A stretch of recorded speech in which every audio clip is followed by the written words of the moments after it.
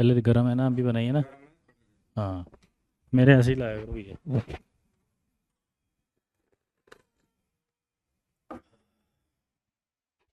Hi hello everyone, कैसे हैं आप लोग? आई होप अच्छे होंगे। वाह, गुड टू सी यू। कैसे हैं लल्ला? ओ लल्ला, मचा देंगे हल्ला।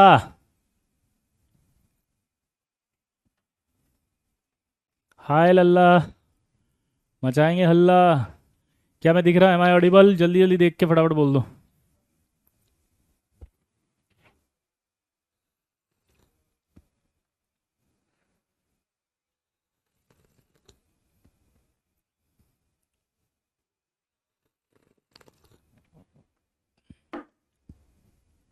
कैसे हैं? Good evening, good evening, good evening, good evening.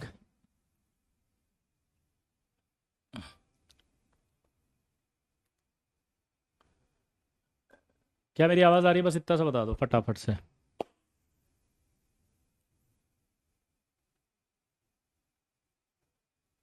क्या मैं दिख रहा हूँ? यस। तो बताइए कैसे हैं आप, मेरे आईटीएन, मेरे सीईओ, मेरे करोड़पति। कैसा है भाई? जल्दी लिख के बताओ फटाफट। डेली क्लास लो, आपके बिना मन नहीं लगता। ओ थैंक यू।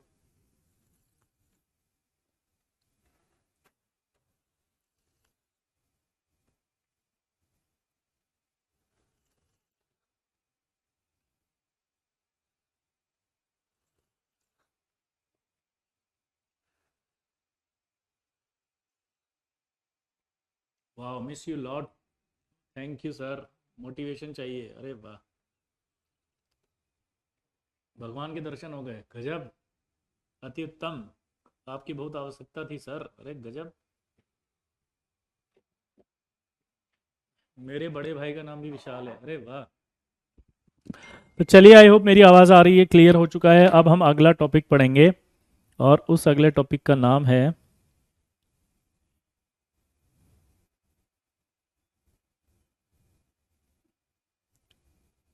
बोलो क्या नाम है?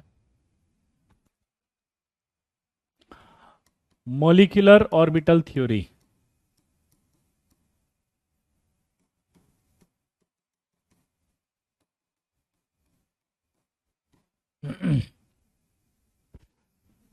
जल्दी बताओ।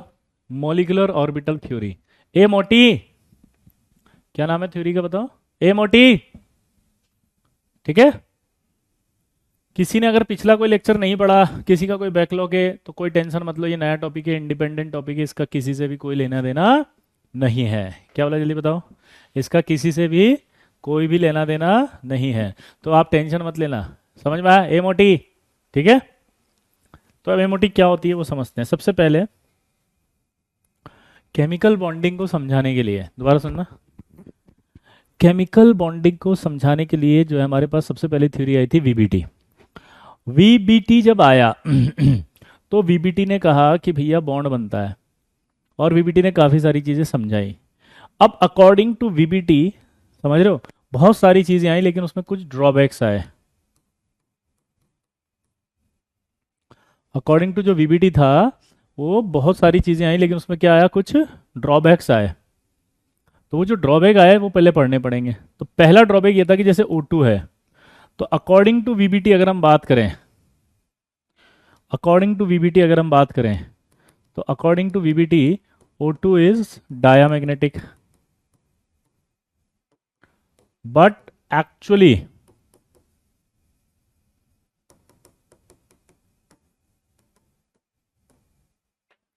it is diamagnetic. According to VBT, O2 is diamagnetic, but actually it is a paramagnetic. Actually, it is a paramagnetic. Actually में ये क्या था? पैरामैग्नेटिक था। तो हमने कैसे पैरामैग्नेटिक था ये हम नहीं समझ पाए, क्योंकि वीबीटी के हिसाब से जब हम इसको पढ़ते हैं तो हमें पता लगता था कि यार वीबीटी में दो अनपेड इलेक्ट्रॉन है ऐसे।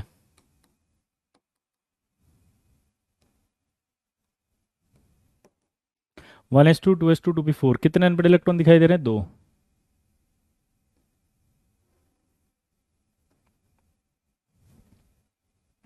दूसरा जो ऑक्सीजन आएगा उसमें भी यही आएगा।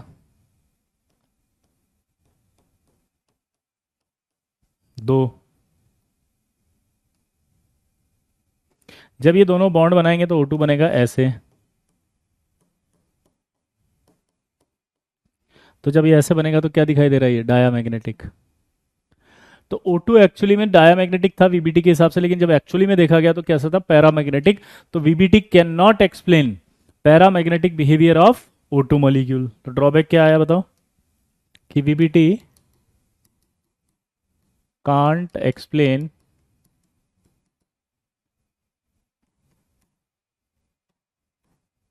Paramagnetic nature of O2 molecule. समझ में आया? VBT can not explain paramagnetic behaviour of O2 molecule. आप समझ रहे बात को? VBT कभी भी can not explain paramagnetic nature of O2 molecule, O2 molecule का नहीं बता पाई। तो पहला ड्रॉबैक समझ में आया कि VBT से O2 का पैरामैग्नेटिक बिहेवियर नहीं आ रहा है। ये बहुत बड़ा ड्रॉबैक था उस समय। तो इस मतलब इसका ये निकला कि इसका मतलब कोई ना कोई ऐसी और थ्योरी होगी जो इसका O2 का पैरामैग्नेटिक नेचर समझाएगी। समझ गए मेरी बात को? एग्रीड और नॉट? पैरामैग्नेटिक और डायामैग्नेटिक क्या होता है? जिसके पास अनपेड इलेक्ट्रॉन होते हैं ऋषि, वो पैरामैग्नेटिक होता है। जिसके पास अनपेड इलेक्ट्रॉन नहीं होते वो डायामैग्नेटिक होता है। अब आप देखो, अगर ये बॉन्ड बना लेंगे तो VBT के हिसाब से तो यहाँ एक भी अनपेड इलेक्ट्रॉन नहीं है। अनपेड इलेक्ट्रॉन अगर नहीं है तो इसे पैरामैग्नेटिक नहीं हो सकता ये तो। लेकिन पैरामैग्नेटिक था कैसे? जब हमने इसे मैग्नेटिक फील्ड में डाला तो इसने मैग्नेटिक लाइंस को अट्रैक्ट किया। तो जो मैग्नेटिक लाइंस को अट्रैक्ट करता है राघवरन, मैग्नेटिक लाइंस को जो अट्रैक्ट करेगा उसे पैरामैग्नेटिक कहेंगे, जो रिपल करेगा वो डाया। तो O2 को जब मैग्नेटिक लाइंस में डाला तो इसने अट्रैक्ट किया, तो इसका मतलब ये तो साबित हो गया कि इसमें अनपेड है। तो VBT के हिसाब से दिख रहा है अनपेड नहीं है। यही तो समझाएगा अब MOT। दूसरा ड्रॉबैक था कि VBT can't explain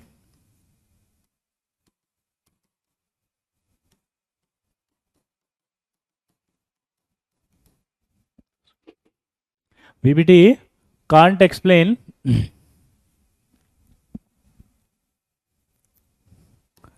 formation of odd electron molecules। Odd electron molecule क्या होते हैं, अपन ने पढ़े थे ना, जिसमें ऑड नंबर में इलेक्ट्रॉन आ रहा था। जैसे मान ली 3 इलेक्ट्रॉन आ गए थे, एक में एक इलेक्ट्रॉन आ गया था। ऋषि अगर आप कंफ्यूज हो रहे हैं तो थोड़ी देर वेट करो, क्योंकि आप जैसे जैसे आगे बढ़ोगे तब आपको समझ में आएगा, है ना बेटा। लेकिन ऐसा नहीं है कि आपने क्लास में 10 मिनट भी नहीं हुआ और आपने आके बैठ गए और आप बोलो नहीं समझ में आ रहा। आपके कॉन्सेप्ट वीक है तो इसका मतलब थ्योरी कमजोर नहीं है ना। थ्योरी आएगी अभी आगे, अभी आएगी आगे। जब आपको मैं एग्जैक्ट O2 का डायग्राम बताऊंगा तब दिखेंगे उसमें 2 अनपेड इलेक्ट्रॉन्स, ठीक है। और आपको पैराडाया नहीं आता तो जाके जनरल केमिस्ट्री पढ़ो, वहां पर मैंने पैराडाया पढ़ाया है 11th क्लास में, ठीक है। चले आगे बढ़े। हाँ, तो ये ऑड इलेक्ट्रॉन मॉलिक्यूल को नहीं समझा सकती, क्योंकि VBT बोलती है कि भैया जो बॉन्ड बनते हैं वो 2 इलेक्ट्रॉन से मिलके बनते हैं, ऐसे। VBT हमेशा ऐसे बताती है बॉन्ड बनना। तो ऑड नंबर में तो हो ही नहीं सकते बॉन्ड, कि तो E1 में दिख रहे हैं। तो इसका मतलब डाउट आया नहीं आया कि तो ऑड नंबर में तो कैसे समझाएंगे। तो इसका मतलब ऑड इलेक्ट्रॉन मॉलिक्यूल को नहीं समझा पाएगी VBT। तीसरा आया, VBT can not explain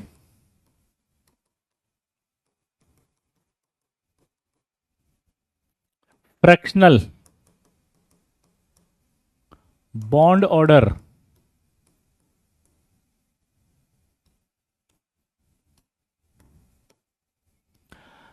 VBT can't explain fractional bond order in diatomic molecule।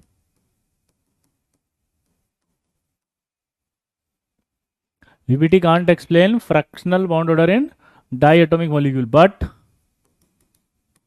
in polyatomic molecules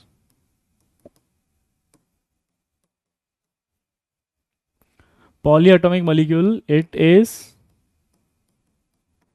explained by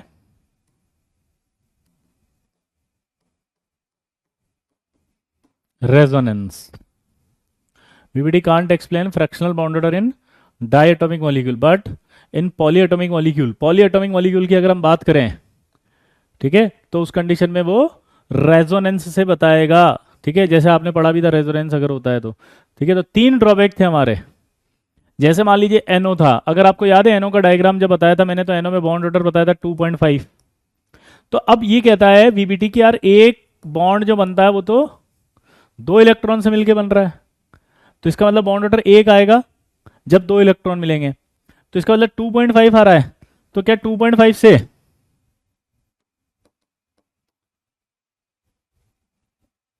2.5 से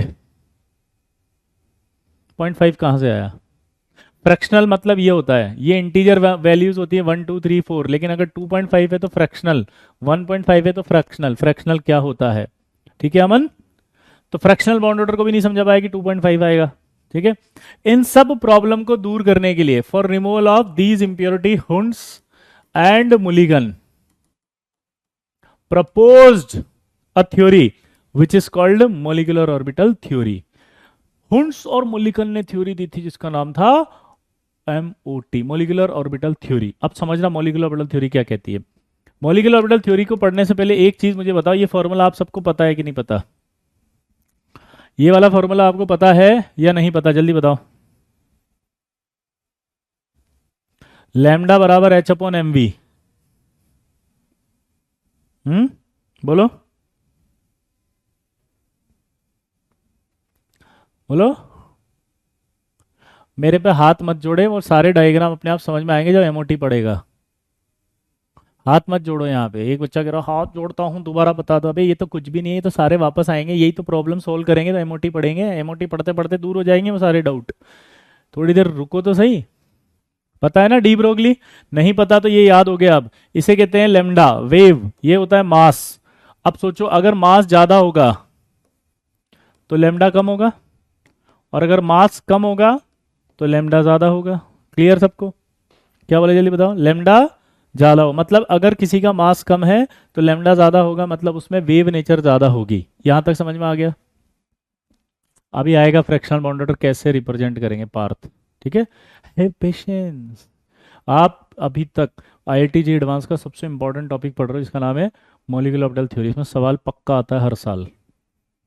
तो मेरी ये रिक्वेस्ट है कि मेरे को पूरा आज का लेक्चर ढंग से समझाने दो। जब तक हम वहाँ नहीं पहुंचेंगे तब तक आपको नहीं आएंगे। क्लियर? तो रिक्वेस्ट है सबसे कि थोड़ा सा पेशेंस रखें। आपकी अगर कोई इनकेपेबिलिटी है, आपको 11th में कुछ नहीं आता है, तो आप थोड़ा सा पेशेंस रखते हुए आगे बढ़े। फ्रैक्शनल बॉन्ड ऑर्डर रिप्रेजेंट करेंगे जब हम पढ़ेंगे अभी पार्थ, है ना? ठीक है, आगे बढ़े। Okay, thank you.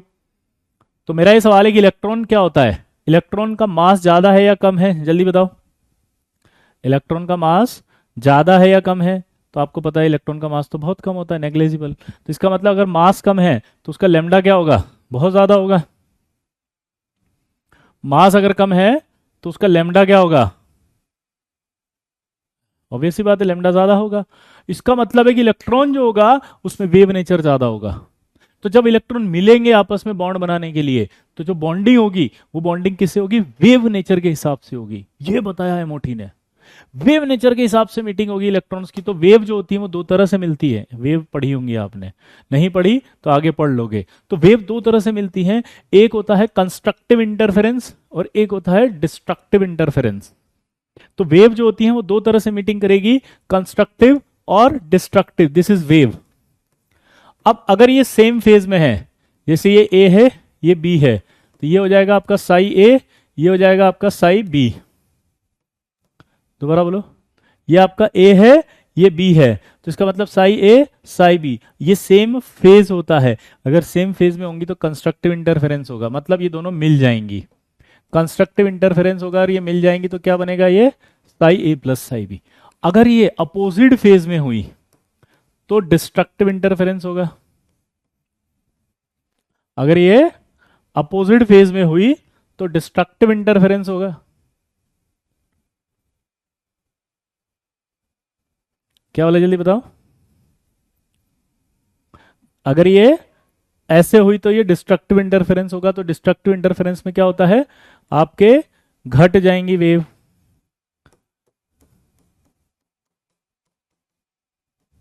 मोड कर दिया, घट गई ये देखो वेव।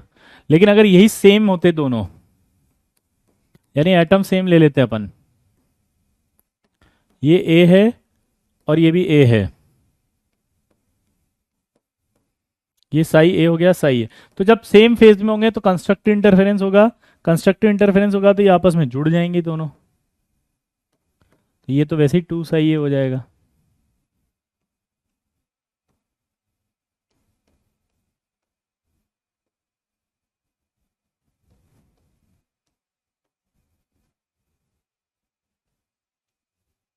साइज एम्पलीट्यूड, हाँ अपन ने वेव में एम्पलीट्यूड पढ़ा है ना विशाल, वही है।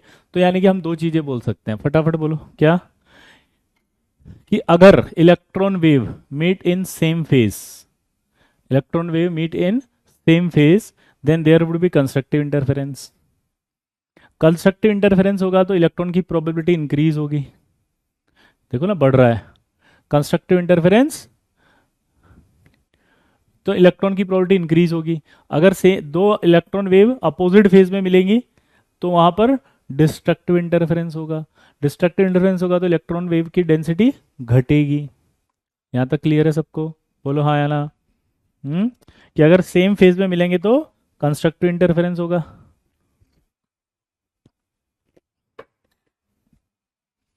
और अगर,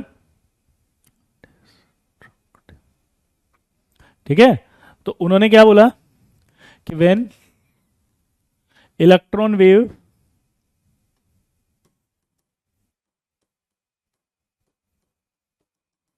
meet in same phase, then there would be electron wave meet in same phase, then there would be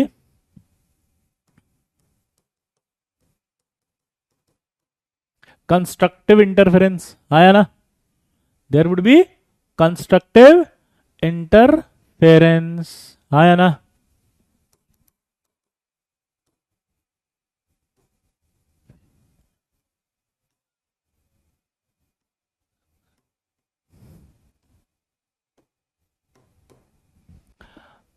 ठीक है, constructive interference and electron probability increase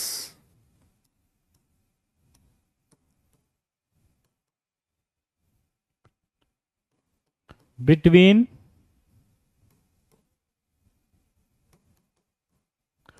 nucleus of both bonded atoms,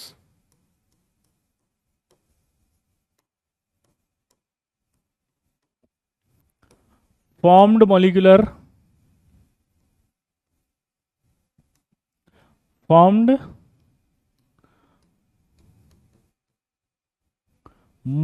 orbital named as bonding molecular orbital,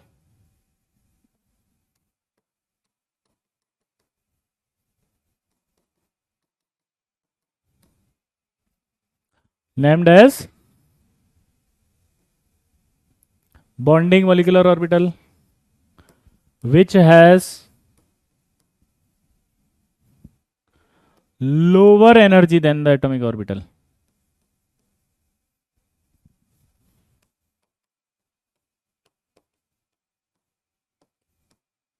Than the atomic orbital. ये आपको पूरा का पूरा concept याद रखना है।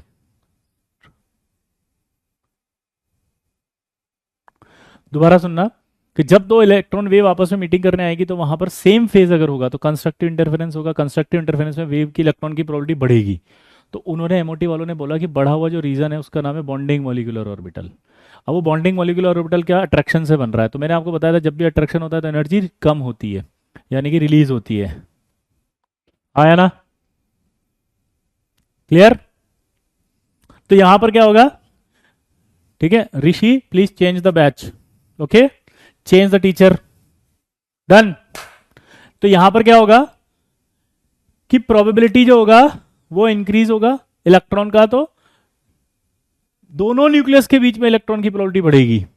और बनने वाला जो ऑर्बिटल होगा ना उसका नाम उन्होंने दिया bonding molecular orbital. Clear. Bonding molecular orbital जो होगा उसकी एनर्जी कम होगी किससे? एटॉमिक ऑर्बिटल से। समझ रहे हो बात को? तो ये एक तरह से रिप्रेजेंटेशन बताया उन्होंने कि यार जब भी दो सेम फेज में होगी तो सेम फेज में होने पर यहाँ पर इलेक्ट्रॉन की पोलैरिटी बढ़ेगी, बनने वाला जो ऑर्बिटल होगा उसका नाम बॉन्डिंग होगा।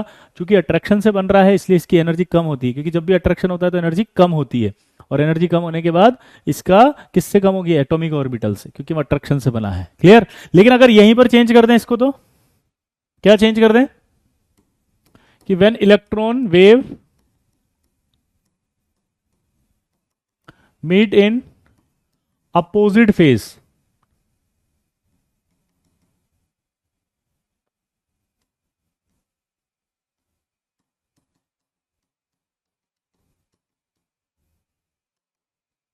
देन क्या होगा? There would B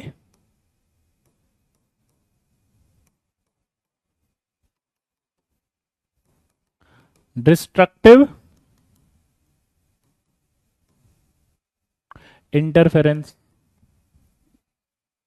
electron probability क्या होगी बताओ? Decreases between nuclei of both bonded atoms.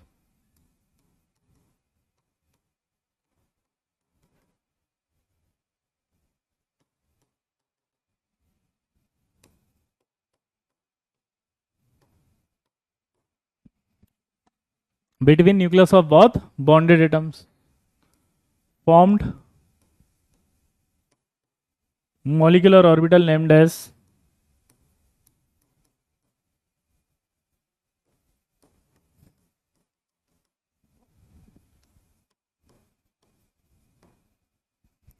Anti bonding molecular orbital.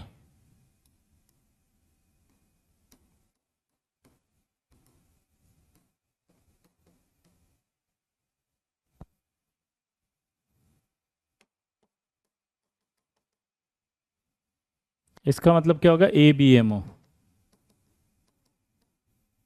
named as anti bonding molecular orbital which has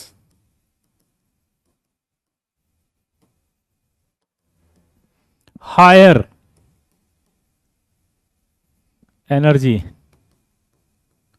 than the atomic orbital।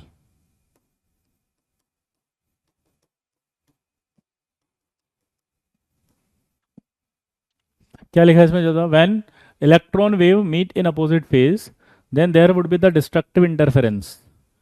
ठीक है? Electron probability decrease between nuclear both bonded atom formed molecular orbital named as anti-bonding molecular orbital which has higher energy than the atomic orbital। ये समझ में आया?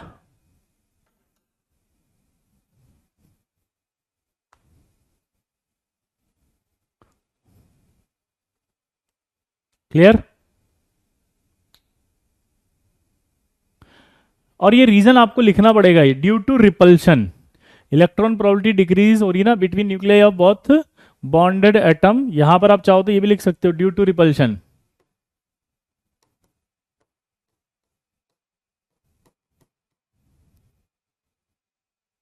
और यहां पर भी आप लिख सकते हो, जब आपने कहा था ना increase between nuclei of both bonded atoms, यहां लिख सकते हो ड्यू टू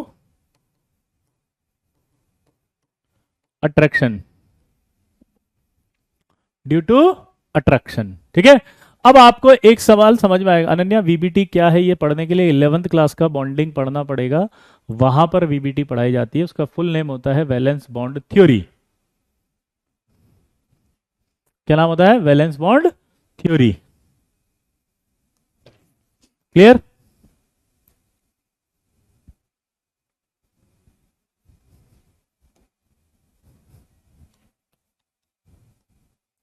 अब आपसे जेई एडवांस में सवाल कैसा है? मैं आपको फिर से बता दूं, हम पढ़ने वाले हैं most important topic for JEE advance है ये, इसमें सवाल आता है। नहीं ऋषि, ये एक तुम्हारे लिए तमाशा नहीं खोल रखा है कि आप गुस्सा हो गए, सॉरी, ये मजाक चल रही है। जेई एडवांस का सबसे इंपॉर्टेंट टॉपिक है। तुम्हारी इनकेपेबिलिटी के लिए क्या पढ़ाए नहीं टॉपिक को? है कि तुम्हें ये नहीं आता कि वो क्या होता है तो छोड़ दो टॉपिक को। भाई जो है वो तो पढ़ाएंगे ना एडवांस में, तुम्हें भी तो सिलेक्शन चाहिए। मैं गुस्सा नहीं हुआ, ये देखो अभी भी मेरे पे ब्लेम डाल रहा है। भाई मेरा खुद की कैपेबिलिटी नहीं है, खुद को पैरामैग्नेटिक नहीं आता, खुद को वीवीटी नहीं पता है, और खुद कह रहा है आप अच्छा नहीं पढ़ा रहे, अब पहले जैसा नहीं पढ़ा रहे। क्या लिखा था पता है? आप पहले जैसा नहीं पढ़ा रहे। भाई तेरी गलती है, तेरे को समझ में नहीं आ रहा, तुझे पता ही नहीं है टॉपिक, तो तेरे को 11th में पढ़ना पड़ेगा वीबीटी जाके। यहां पर बहुत इंपॉर्टेंट टॉपिक चल रहा है जे एडवांस का। और हम 12th के अंदर एंडिंग पार्ट में हैं। This is the last topic of chemical bonding. After 2 lectures we will start new chapter, coordination chemistry. समझ रहे हो आप? वाओ, कोऑर्डिनेशन केमिस्ट्री सबसे मस्त टॉपिक आने वाला है, जिसमें सिर्फ 4 क्वेश्चन आते हैं। तो अभी सवालों पर ध्यान दो आप बस, और कुछ नहीं है। एक डायग्राम है, इस डायग्राम पे यहाँ पे एनर्जी दिया हुआ है और यहाँ कुछ डायग्राम बना रखे हैं उसने। ये आपके क्या है? Simple atomic orbital. ये बीच में जो बनाए हैं वो मैंने बनाए हैं मॉलिक्यूलर ऑर्बिटल।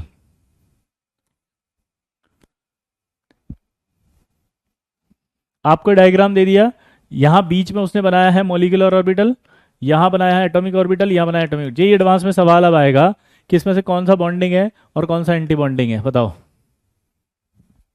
क्या पूछा उसने, जल्दी बताओ। कौन सा बॉन्डिंग है और कौन सा एंटी बॉन्डिंग है, जल्दी बताओ। ऊपर वाला क्या है, नीचे वाला क्या है, सोचो।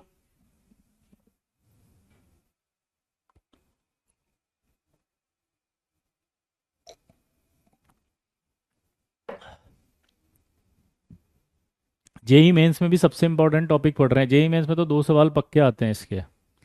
मतलब मैंने जेई एडवांस बोल दिया तो पता है एक बच्चा लिखा मेंस में, अरे मेंस में भी आते हैं वो तो, कोई भी एग्जाम बोलूँ मैं, दोनों में आएंगे।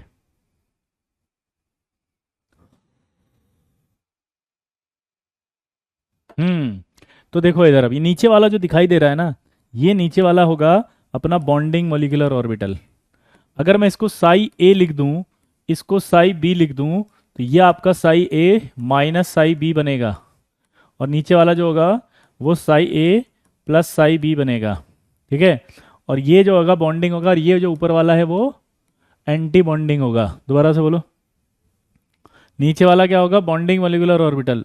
ऊपर वाला क्या होगा? Anti bonding molecular orbital. इस तरह के सवाल आएंगे तो आई होप आप कर देंगे। देखो आपको एक सवाल आ गया। टेस्ट के बारे में हम सबसे लास्ट में बात करेंगे, तो डो नॉट डिस्टर्ब रुद्रेश। ठीक है? हाँ, ऐसा नहीं होता है कि हम सब्जी रोटी खा रहे हैं और आइसक्रीम रखी उसको लाके सब्जी में डाल दिया कि चलो खा लो एक साथ ही, क्या फर्क पड़ रहा, पेट में ही तो जाना है ना? तो जब अपन बात करेंगे टेस्ट की, तो अभी एमओटी आ रहा है, ये भी तो आएगा अगले टेस्ट में, पहले उसकी भी बात कर ले। ठीक है रुद्रेश? Yes sir. तो इस तरह के सवाल आएंगे तो समझा देंगे। हाँ क्या ना? बोलो।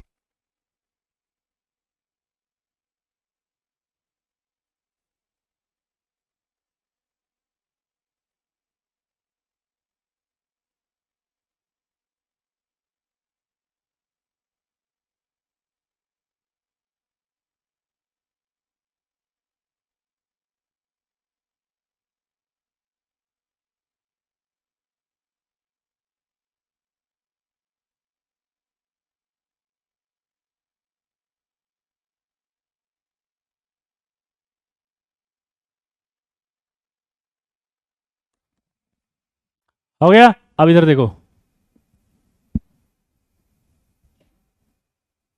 हे तने मेरे को सिखा रहा है।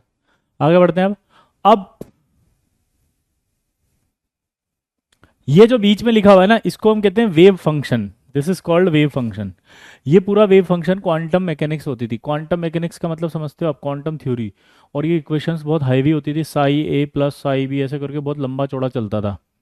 तो साई ए प्लस साई बी करके जब बहुत लंबा चौड़ा चलता था तो वो बहुत मैथमेटिकल हो रहा था। तो मैथमेटिकल होने की वजह से फिर क्या हुआ, साइंटिस्टों ने इसका एक थ्योरेटिकल एक्सप्लेनेशन निकाला। वो थ्योरेटिकल एक्सप्लेनेशन क्या था वो देखो अब। तो वेव फंक्शन जो था, क्या बोला मैंने? Wave function of molecular orbital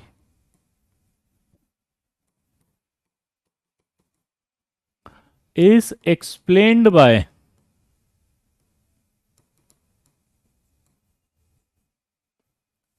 LCAO। इसका फुल नेम क्या होगा?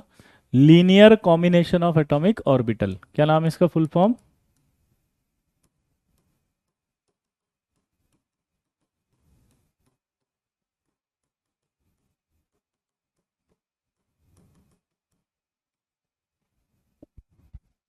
इसका फुल फॉर्म क्या है? Linear combination of atomic orbital. तो किससे बनाया जाता है? इससे। और that may be of 2 types.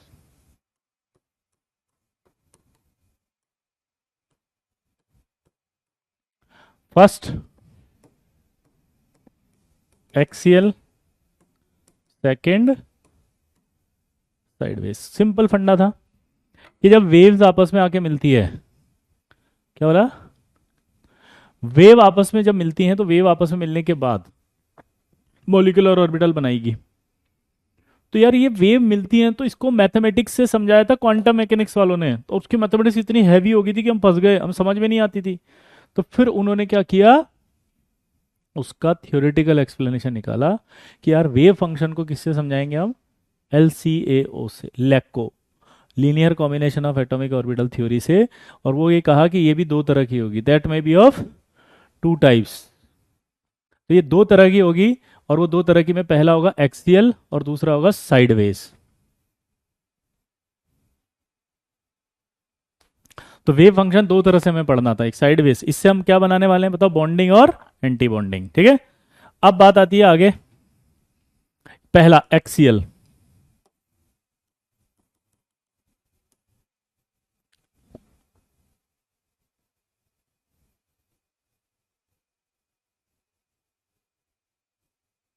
Axial, अब दिमाग की बत्ती जलाना, मुझे बताओ कितनी ओवरलैपिंग हो सकती है, अपन को समझना है। हम यहां पर पढ़ेंगे S plus S overlapping, S plus P overlapping और PP प्लस पी ओवरलैपिंग। दो फेज होंगे, एक सेम फेज, एक opposite phase, same phase opposite phase, same phase opposite phase. तो कितने डायग्राम बनाऊंगा मैं टोटल, 6 डायग्राम।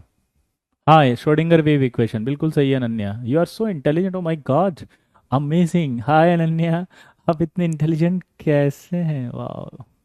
जी बिल्कुल, ये वही ओवरलैपिंग है। तो 6 डायग्राम मुझे बनाने हैं। तो एक्सियल में 6 डायग्राम कैसे बनाऊंगा मैं, देखना जरा। ये मैंने एस बनाया, ये न्यूक्लियस है और ये न्यूक्लियस है। अब दिमाग की बत्ती जलाना, ये जो न्यूक्लियस है इसको मैं डॉट से बताऊंगा। किससे बताऊंगा, ये डॉट से, ये डॉट से। तो इसको डॉट से बताने के बाद जब मेरे को सेम फेज बताना होगा तो मैं साइन सेम लगाऊंगा। ये this is not a charge, plus और प्लस सेम चार्ज नहीं है, इसको हमें क्या बताना है, सेम चार्ज नहीं है, इसको हमें बताना है सेम फेज है। दोबारा बोलो, ये हमने जो बताया ये सेम चार्ज नहीं है, ये क्या है, सेम फेज है।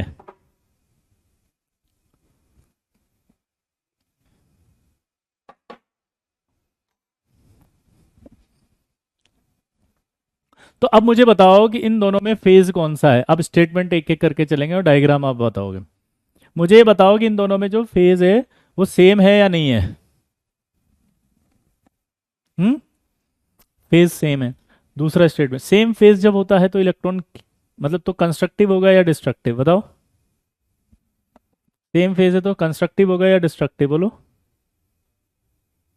कंस्ट्रक्टिव होगा। कंस्ट्रक्टिव अगर होगा तो क्या होगा, इलेक्ट्रॉन प्रोबेबिलिटी इंक्रीज होगी between nuclei of both bonded atoms.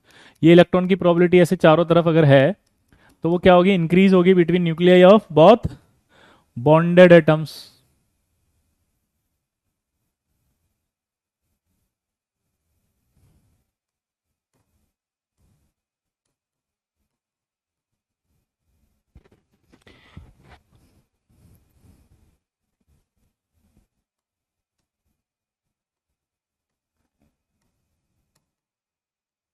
ये दोनों न्यूक्लियस के बीच में आगे नहीं आ गई सारी इलेक्ट्रॉन डेंसिटी। तो ये आपका जो सारी इलेक्ट्रॉन डेंसिटी है वो दोनों न्यूक्लियस के बीच में आ गई। अब दोनों न्यूक्लियस के बीच में आने के बाद जो बनने वाला ऑर्बिटल है उसका नाम क्या होगा, बॉन्डिंग। तो ये अपने आप बॉन्डिंग बन गया। अब आप मुझे बताओ, ये प्लस और ये माइनस, अब देख के बताओ फटाफट ये कौन सा फेज है, जल्दी बताओ। बेटा अंशु, फिजिकल सिग्निफिकेंस आगे आएगा, धीरे धीरे थ्योरी जब आगे बढ़ेगी तब फील आने लगेगी आपको, है ना। अभी जितना समझा रहे हो उतना पढ़ाओ फटाफट, जल्दी बताओ। ये अपोजिट फेज है। अपोजिट फेज में पता है क्या होता है, रिपल्शन। दोनों के बीच में क्या हुआ, रिपल्शन। ये इधर धक्का पड़ा इसको, वो धक्का उसको पड़ा। ये देखो इलेक्ट्रॉन डेंसिटी जितनी भी होगी रिपल्शन के बाद इधर आ जाएगी, यहाँ इलेक्ट्रॉन डेंसिटी जितनी भी होगी रिपल्शन उधर चली जाएगी। तो ये बनने वाला जो है वो क्या बन गया, एंटी बॉन्डिंग मॉलिक्यूलर ऑर्बिटल। पहले वाला क्या बना, बॉन्डिंग मॉलिक्यूलर ऑर्बिटल। नीचे वाला क्या बना, एंटी बॉन्डिंग। अब मुझे बताओ यहाँ पर क्या हुआ, ये एस और ये मैंने p ऑर्बिटल लिया और p ऑर्बिटल के अंदर ये प्लस ये माइनस लिया। इस प्लस से प्लस मिला, सेम फेज है कि अपोजिट फेज है, जल्दी बताओ। ये सेम फेज है तो इलेक्ट्रॉन की प्रोबेबिलिटी क्या होगी, इंक्रीज होगी या नहीं होगी between nuclei of both bonded atoms. तो इलेक्ट्रॉन की जो प्रोबेबिलिटी होगी वो सारी की सारी क्या होगी, देखो अट्रैक्शन होगा तो इधर से अट्रैक्शन होकर सारी इधर आ जाएगी, इधर की सारी इधर आ जाएगी, तो इनके बीच में बढ़ जाएगा नहीं बढ़ जाएगा।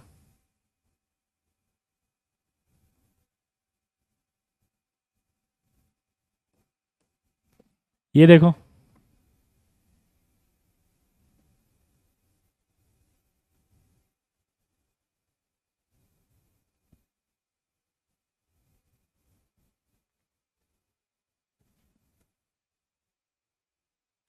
ये जो बना, ये देखो आप, इसमें इलेक्ट्रॉन न्यूक्लियस के दोनों के बीच में इलेक्ट्रॉन की प्रोबेबिलिटी इंक्रीज हुई नहीं हुई हुई, तो बनने वाला क्या कहलाएगा, बॉन्डिंग मोलिकुलर ऑर्बिटल।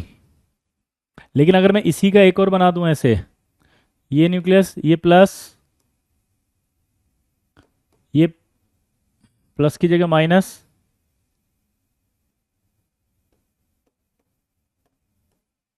अब बताओ क्या होगा।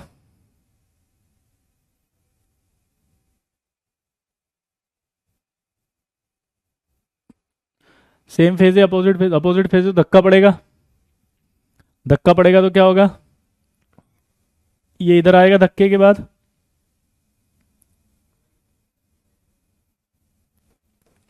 और इधर धक्का पड़ेगा तो ये छोटा हो जाएगा धक्के के बाद, और ये न्यूक्लियस होगा।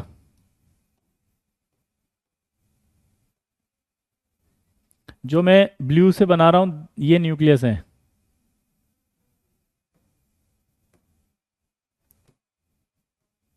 क्लियर, न्यूक्लियस समझ में आ रहा है, साइन वाइट से बने हुए, ये नेगेटिव साइन ये पॉजिटिव। अब पी और पी आ गए, पी और पी आए तो ये देख के बताओ सेम फेज है कि अपोजिट फेज है, सेम फेज है तो क्या होगा, कंस्ट्रक्टिव इंटरफेरेंस होगा, कंस्ट्रक्टिव इंटरफेरेंस होगा तो ये इलेक्ट्रॉन की डेंसिटी क्या होगी, अट्रैक्ट होकर इसके पास आएगी, ये भी अट्रैक्ट होकर इसके पास आएगी, अट्रैक्ट होकर इसके पास आएगी तो क्या होगा, अट्रैक्शन।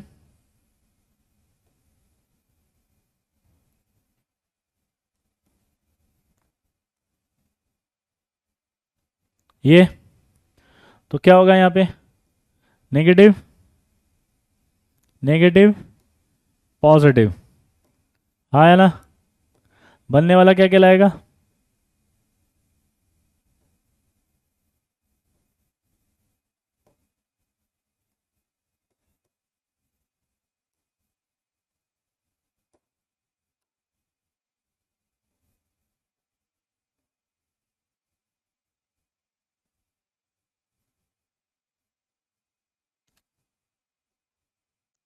बॉन्डिंग।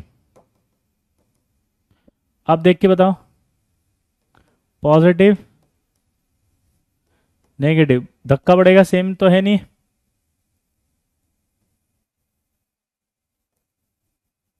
तो ऐसा आएगा, ये नेगेटिव पॉजिटिव नेगेटिव और पॉजिटिव, नीचे वाला क्या कहलाएगा, एंटी बॉन्डिंग। आप चाहो तो मैं अगले पेज पे बना दूं ढंग से, ठीक है, दोबारा से, थोड़ा सा कंजेस्टेड लग रहा है मुझे, फील नहीं आ रही यार। हाँ देखो अब कैसा बनेगा ये, अगर मैं यहाँ पर बात करूँ ऐसे तो ये P है, ये प्लस माइनस है, ये P है प्लस माइनस है, एग्रीड। अब ये दोनों मिलेंगे, सेम फेज में होगा तो क्या होगा, कंस्ट्रक्टिव, तो ये बढ़ जाएगी ना ऐसे,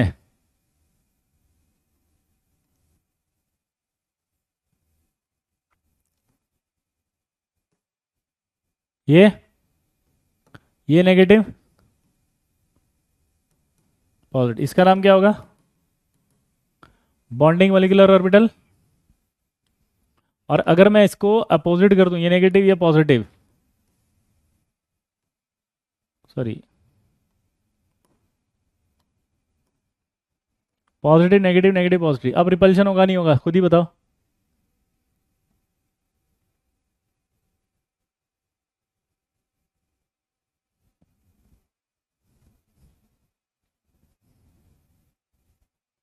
तो क्या होगा यहाँ पे बताओ, धक्का पड़ेगा। खुश, मैंने जो बताया आप वो याद रखें, अगर आप वो याद नहीं रखेंगे तो आपके सवाल गलत हो सकते हैं। You are whole sole responsible, ठीक है। अब उसको बंद करके इस पर ध्यान दो, क्योंकि ये भी सवाल आपके गलत होंगे। खुश, आई रिक्वेस्ट यू प्लीज़ उस स्टेटमेंट में जो भी लिखा उसको हटा के जो मैंने पढ़ा है वो याद रखो। आपको दोनों स्टेटमेंट समझ में आ जाएंगे बाद में, जब थोड़े से बड़े हो जाओगे, है ना। अभी इस पर ध्यान दो, नहीं तो ये भी उड़ जाएगा। आप पता है क्या करने वाले, जो कभी सवाल नहीं पूछेगा उसको उसके पीछे पड़ गए हैं, और जो सवाल पक्का आएगा उसको छोड़ दिया आपने। मुझे सबसे ज्यादा इरिटेट इसी चीज पर इरिटेशन होता है। मतलब एक आदमी ने आपको खाने में हलवा पूड़ी दाल चालू सब ले, सड़ी हुई सब्जी के पीछे पड़े हुए हैं, साहब इस सब्जी को खा लूं तो। अरे जो थाली में सजा के खाना दिया है, बादाम काजू के हलवे दे रहा हूँ साले, उसकी कोई वैल्यू नहीं है। सड़ी हुई सब्जी है तो क्या हुआ, टेस्ट करके देख लो, अगर नहीं सड़ी हो तो ये भी खा लो, वेस्ट तो नहीं होगी ना। 5 बार लिख दिया उसने, अगर मैं इग्नोर कर रहा हूं तो छोड़ दिया करो ना सब। खुश बेटा, मैं कर रहा हूं ना बात, why are you disturbing me. You can not enter in my class, okay, this is my class. कक्षा में होने वाले किसी भी प्रकार के वार्तालाप को कृपया व्यक्तिगत ना लें। यह मात्र एक मनोरंजन का साधन है। इससे किसी भी जीवित और मृत व्यक्ति की भावनाओं को अगर आहत पहुंचती है तो चैनल इसके लिए उत्तरदायी नहीं है, ठीक है।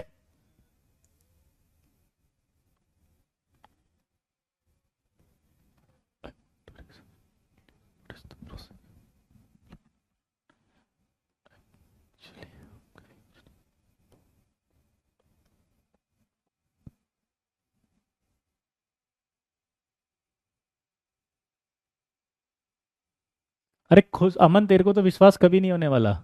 तू सेलेक्ट हो जाएगा तब भी विश्वास नहीं होगा, और अपनी सीट किसी और को दे देना, ठीक है। हाँ, तो अपनी सीट दे देना किसी को, विश्वास नहीं हो रहा हम इस लायक नहीं है बे, तुम ले लो हमारा सीटवा, ठीक है। बताइए। अब देखो मजेदार बात, ये हो गया सब बॉन्डिंग एंटी बॉन्डिंग, ठीक है। नीचे वाला क्या बनेगा, एंटी बॉन्डिंग। अब आएंगे हम साइडवेज ओवरलैपिंग पे।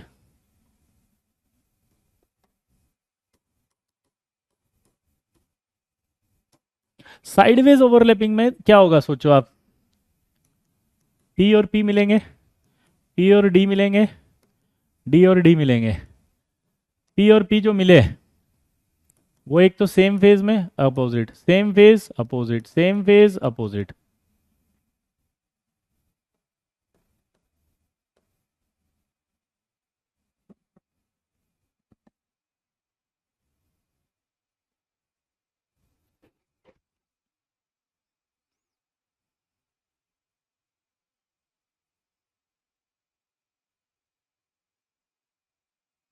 आगे बढ़े।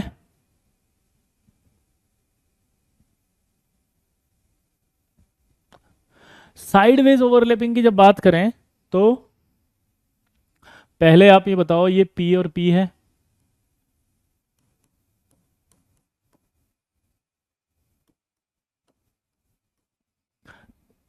Sideways overlapping. अब आपको समझना पड़ेगा कि जो इंटरन्यूक्लियर एक्सिस होती है ये इसके ऊपर ऐसे और ऐसे पी ऑर्बिटल होते हैं, तो ये जब मिलते हैं तो इस तरह से मिलते हैं ऊपर और नीचे, तो पाई बॉन्ड बनता है साइडवेज से। तो इसका मतलब क्या होगा, ये जब मिलेंगे तो यहाँ आपस में मिल जाएंगे ऐसे, तो ये इलेक्ट्रॉन आपस में दोनों प्लस प्लस मिले, माइनस माइनस नीचे, तो क्या हुआ,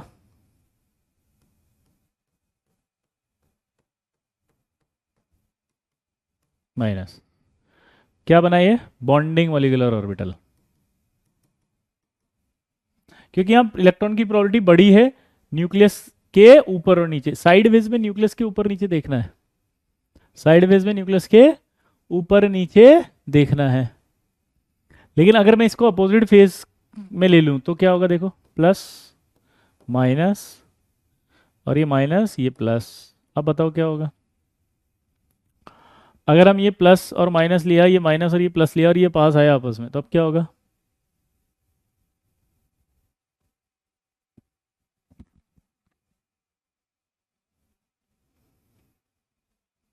हम्म, ये दोनों आपस में मिलेंगे तो क्या होगा सोचो, धक्का पड़ेगा इनको, रिपल्शन। और अगर धक्का पड़ेगा रिपल्शन तो ऐसे आएंगे ये,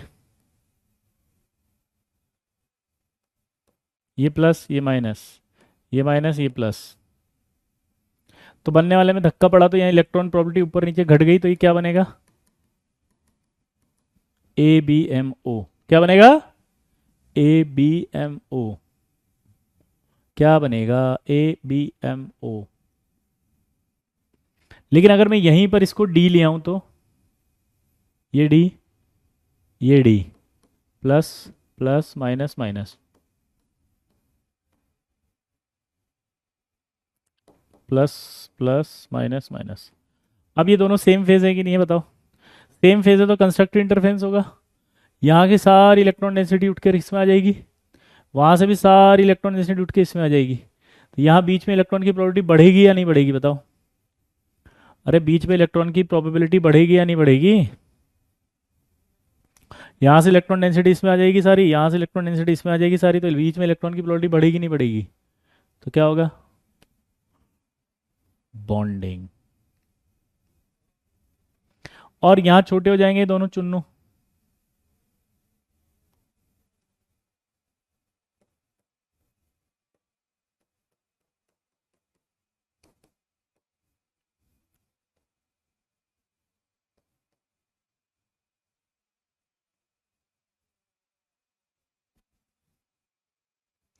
ये आ गया।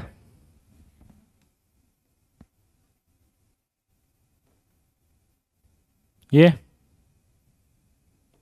प्लस प्लस माइनस माइनस, ये अपोजिट फेज हो गया। आप बताओ क्या बनना चाहिए? अब देखो, जब अपोजिट फेज होगा तो धक्का पड़ेगा नहीं पड़ेगा? फर्स्ट वालों में न्यूक्लियस की पोजीशन बताई ना, ये रही, जो ब्लू वाले से बना रहे हैं वो न्यूक्लियस है।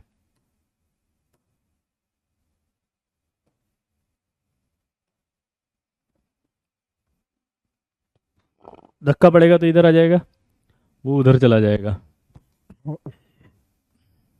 तो क्या बनेगा बताओ धक्का पड़ते ही? ये बड़ा हो जाएगा, ये बड़ा हो जाएगा, ये चुन्नू ये चुन्नू, ये चुन्नू ये चुन्नू, और ये। अब बताओ क्या हुआ? यहाँ क्या आएगा? Minus plus plus minus minus, ये प्लस ये प्लस। इसका नाम क्या बनेगा लेकिन? Anti bonding. ये क्या था? बॉन्डिंग।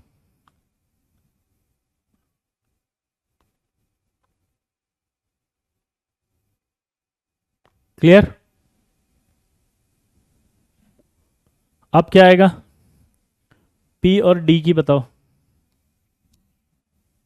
ये क्या है बे? हट। ये आ गया प्लस प्लस प्लस माइनस, और ये पी आ गया। अब आप बताओ क्या बनना चाहिए? ये सेम फेज में है क्या? सेम फेज में है तो क्या होगा? ये मिल जाएंगे। अट्रैक्शन होगा तो ये यहाँ की इलेक्ट्रॉन डेंसिटी भी अट्रैक्ट होकर आएगी बिटवीन न्यूक्लियाई ऑफ बोथ। बोलो। तो ऐसे आ जाएगा ये।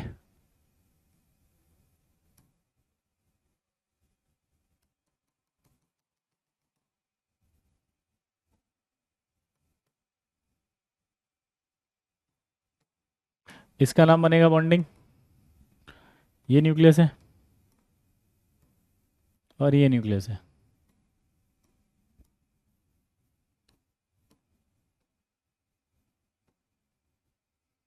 ये आ गया प्लस प्लस माइनस प्लस। ठीक है, अब बताओ क्या होगा? यहाँ पर आप देखो प्लस है और ये माइनस है, ये माइनस है प्लस है, तो धक्का पड़ेगा। धक्का पड़ेगा तो क्या होगा देखो? यहाँ इलेक्ट्रॉन की प्रोबेबिलिटी बढ़ेगी, यहाँ भी बढ़ जाएगी। ये माइनस, ये प्लस, अरे एक मिनट। हाँ, तो क्या होगा? धक्का पड़ेगा तो ये बढ़ जाएगी, ये बढ़ जाएगी, ये छोटा, और ये क्या होगा? धक्का पड़ेगा तो ये मुड़ जाएगा। ये माइनस, ये प्लस।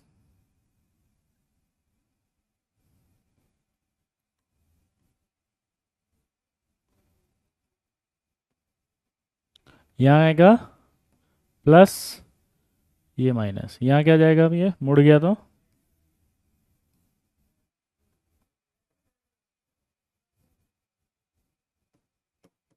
ये प्लस।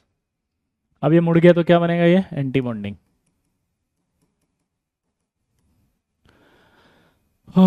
इस तरह से आपको डायग्राम,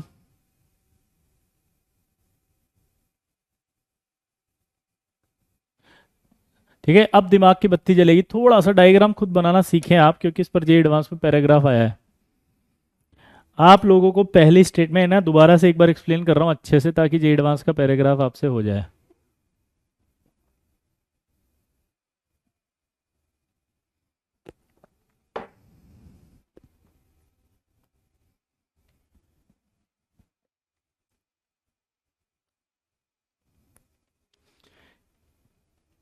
कितने बच्चों को समझ में आ रहा है? जल्दी से बताओ फटाफट से, मस्त वाला। अरे बाबा एकदम बिंदास आ गया कि सर समझ में, क्योंकि इससे आगे भी पढ़ना है अभी हमें।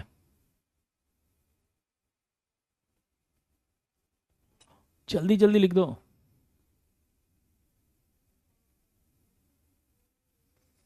सर मस्त समझ में आ गया सर, फुल पढ़ा रहे हो सर, पूरा आ गया सर, क्रिस्टल क्लियर है, क्लीन है, बिंदास है सर, बहुत मजा आ रहा है सर, अंडरस्टूड सर, एकदम मस्त OP, you are the best.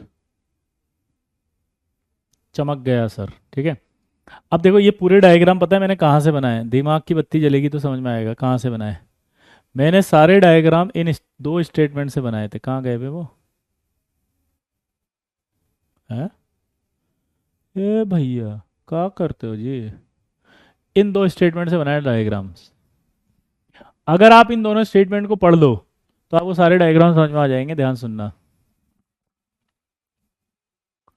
इसमें ये बोला गया था कि अगर इलेक्ट्रॉन वेव यानी कि ऑर्बिटल सेम फेज में आ जाए तो कंस्ट्रक्टिव इंटरफेरेंस होगा, इलेक्ट्रॉन की प्रोबेबिलिटी बढ़ेगी between nuclei of both bonded, यानी आपको दिमाग लगाना है कि दोनों न्यूक्लियस के बीच में बढ़ेगी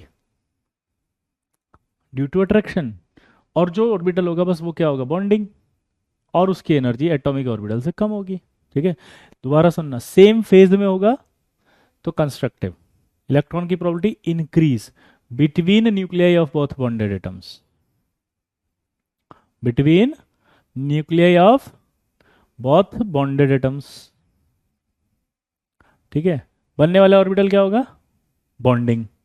ठीक है, अब सेम चीज जो है वो एंटी बॉन्डिंग के लिए भी लगेगी। देखो क्या, कि जब electron wave meet in opposite phase, opposite phase हो गया तो डिस्ट्रक्टिव इंटरफेरेंस होगा, इलेक्ट्रॉन की प्रोबेबिलिटी क्या होगी? डिक्रीज होगी between nuclei of both bonded atoms. Electron की जो प्रोबेबिलिटी होगी वो डिक्रीज हो जाएगी between nuclei of both bonded atoms due to repulsion. Simple है, बनने वाले ऑर्बिटल को एंटी बॉन्डिंग कहेंगे, और एंटी बॉन्डिंग की एनर्जी जो होगी हाई होगी एटॉमिक से। अब ये एक डायग्राम दिया आपको, देखो ये एक एटॉमिक ऑर्बिटल है, एटॉमिक ऑर्बिटल है, दो एटॉमिक ऑर्बिटल के बाद अपने एक बना दिया, एक ही बना दिया, यहाँ एक्सिस पे एनर्जी ली है। आपसे सवाल पूछा कि ये एटॉमिक है, ये मॉलिक्यूलर है, ये एटॉमिक है, ये मॉलिक्यूलर कौन से हैं इसमें, बॉन्डिंग और एंटी बॉन्डिंग कौन से हैं? तो अब बताओ आप, बॉन्डिंग और एंटी बॉन्डिंग कौन से हैं?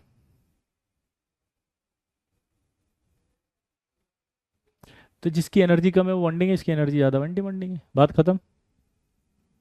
सिंपल है कि नहीं है? ठीक है, अब इसी दो कॉन्सेप्ट का इस्तेमाल कर रहा है बस अपन, और कुछ नहीं कर रहे हैं।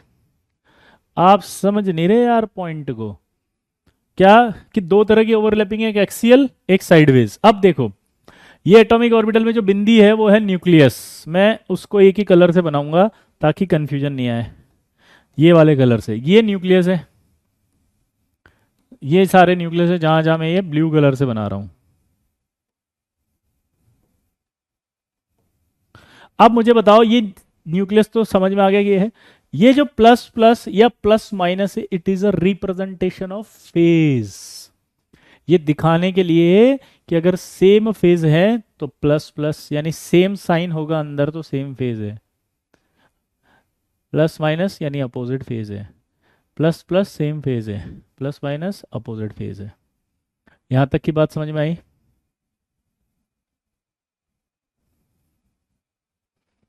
यहां तक की बात समझ में आई?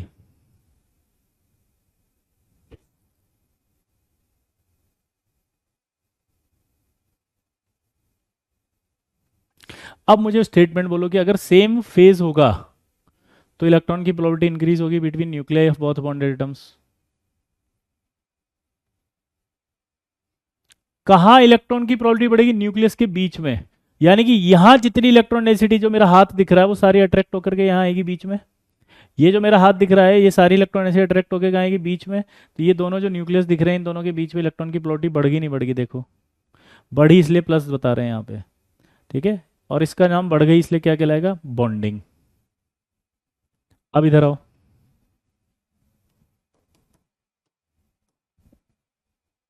यहां कौन सा फेज है?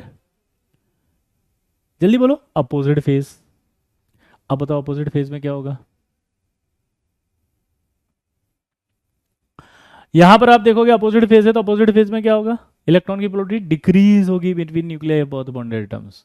तो यहाँ जो भी होगा वो डिक्रीज होगी। मतलब यहाँ पर इलेक्ट्रॉन की प्रोबेबिलिटी जितनी भी होगी वो धक्का पड़ेगा उसको पीछे आ जाएगी। यहाँ जितनी भी होगी यहाँ पे ये जो है उसको धक्का पड़ेगा वो पीछे आ जाएगी। तो धक्का पड़ गया पीछे आ गई, इसलिए देखो यहाँ पे क्या दिख रहा है, ये इन दोनों के बीच में कोई भी इलेक्ट्रॉन की प्रोबेबिलिटी नहीं है, सब धक्का पड़ गया तो एंटी बॉन्डिंग बन गया। इधर आओ, ये कौन सा दिख रहा है फटाफट बोलो? Same phase.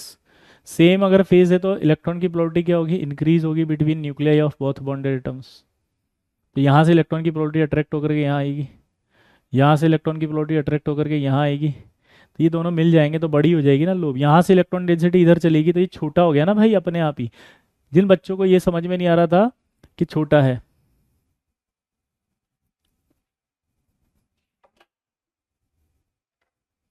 हाँ या ना?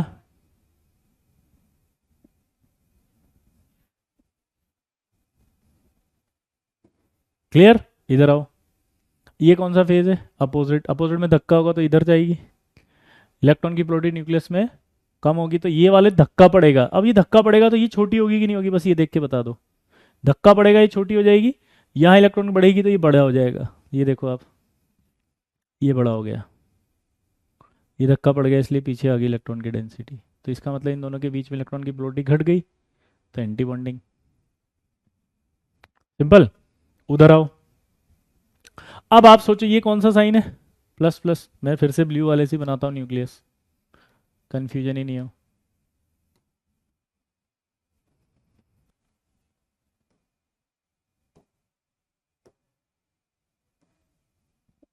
अब क्या होगा? यहाँ देखो प्लस प्लस से सेम फेज है, अट्रैक्शन होगा तो यहाँ की डेंसिटी सारी अट्रैक्ट होकर इसमें आना शुरू होगी। उधर से इलेक्ट्रॉन की डेंसिटी अट्रैक्ट होकर सारी इसमें आना शुरू होगी। इन दोनों के बीच में इलेक्ट्रॉन की प्रोबेबिलिटी बढ़ जाएगी, ये छोटा हो जाएगा वो छोटा हो जाएगा। तो अपने आप ही देखो ये छोटे हो गए, ये छोटा हो गया, वो भी छोटा हो गया।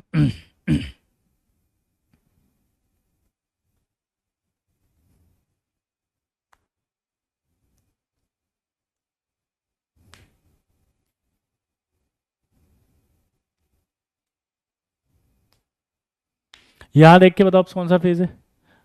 अपोजिट फेज है। धक्का पड़ेगा तो यहाँ से सारी इलेक्ट्रॉन डेंसिटी बड़ी हो जाएगी, यहाँ छोटी। उसका धक्का पड़ेगा तो यहाँ क्या हो जाएगा? छोटी।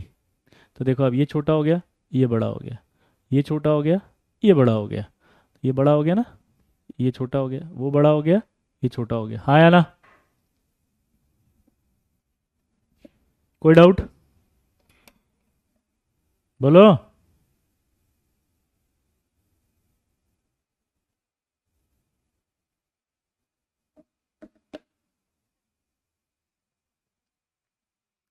क्लियर हो गया यहाँ तक?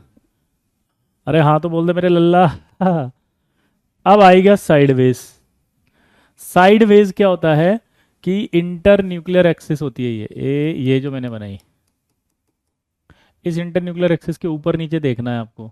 अगर ये सेम फेज है तो मिल गए, मिल गए, इलेक्ट्रॉन की प्रोबेबिलिटी बढ़ गई दोनों के बीच में।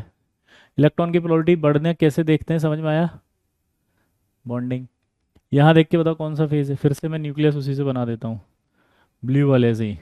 ये न्यूक्लियस है, ये न्यूक्लियस है, ये न्यूक्लियस है, ये न्यूक्लियस है, ये न्यूक्लियस है, ये न्यूक्लियस है। इसका न्यूक्लियस ये रहा, इसका न्यूक्लियस ये रहा, इसका न्यूक्लियस ये रहा। अब बताओ।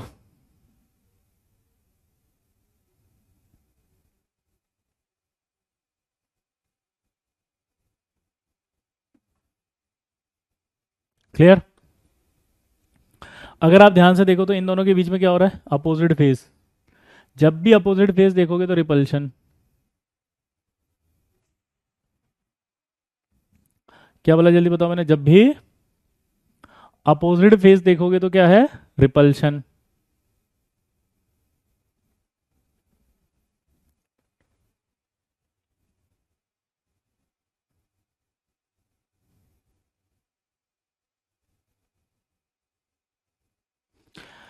जब भी यहाँ देखोगे रिपल्शन, तो इसका ये जैसे पास आएगा, अगर ये इसके पास आया तो धक्का पड़ गया तो मुड़ गया ना, देखो ये मुड़ गया। वो उसके पास आ रहा था, धक्का पड़ा तो मुड़ गया। तो ये मुड़ गया, देखो ऐसे। वो मुड़ गया ऐसे। तो ये मुड़ गया, रिपल्शन हो गया। तो इन दोनों न्यूक्लियस के ऊपर नीचे इलेक्ट्रॉन की डेंसिटी नहीं है। तो क्या बन गया? ये एंटी बॉन्डिंग। यहाँ देख के बताओ, ये प्लस ये माइनस, तो क्या होगा? सेम फेज है कि अपोजिट फेज है? देखो प्लस प्लस है, सेम फेज है। अट्रैक्शन होगा कि नहीं होगा? अट्रैक्शन होगा तो यहाँ से जितनी भी इलेक्ट्रॉन डेंसिटी होगी अट्रैक्ट होकर बीच में आएगी। वहाँ से भी जितनी भी इलेक्ट्रॉन डेंसिटी होगी अट्रैक्ट होकर के बीच में आएगी। तो इन दोनों के बीच में इलेक्ट्रॉन की डेंसिटी बढ़ गई, ये रही। और यहाँ कम हो गई, देखो दोनों में। अगर इन दोनों में कम हो गई, बीच में बढ़ गई, तो क्या कहलाएगा वो? बॉन्डिंग। क्या कहलाएगा? बॉन्डिंग।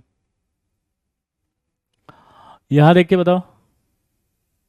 अपोजिट फेज में रिपल्शन इसलिए लगता है क्योंकि डिस्ट्रक्टिव इंटरफेरेंस होता है ना। डिस्ट्रक्टिव इंटरफेरेंस क्या कहता है? कि प्रोबेबिलिटी डिक्रीज होगी न्यूक्लियस के बीच में ना। अपोजिट फेज है अगर ध्रुव, तो रिपल्शन होगा ना। डिस्ट्रक्टिव इंटरफेरेंस है तो इसलिए रिपल्शन हो रहा है ना। ठीक है? यहाँ देख के बताओ कौन सा फेज है? अपोजिट फेज है।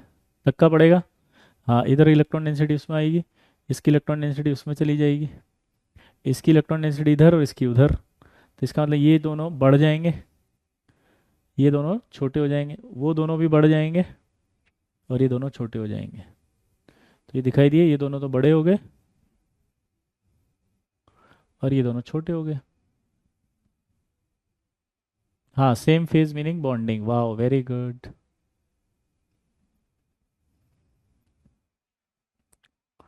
अगला बताओ। अब मुझे बताओ इसके अंदर क्या होगा? वापस से मैं ब्लू इससे इससे बना देता हूँ ये।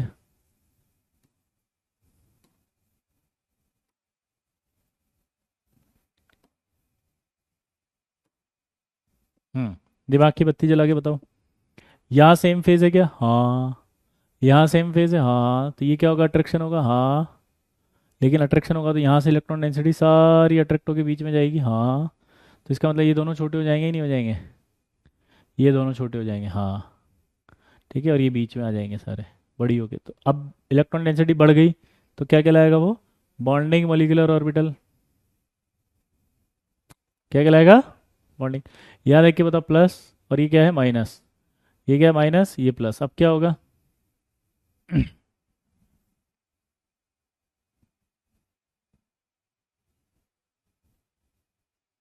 इधर से इलेक्ट्रॉन डेंसिटी क्या होगी? धक्का पड़ेगा, तो इधर से सारी इलेक्ट्रॉन डेंसिटी इसमें चली जाएगी।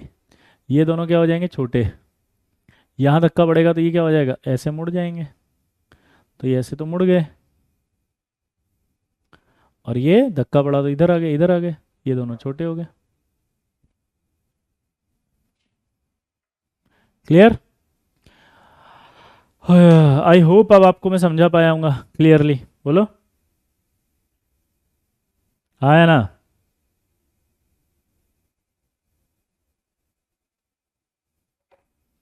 क्लियर?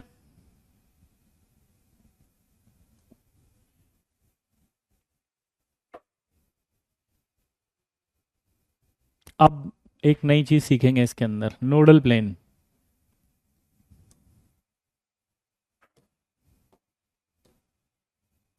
ये नोडल प्लेन क्या होता है?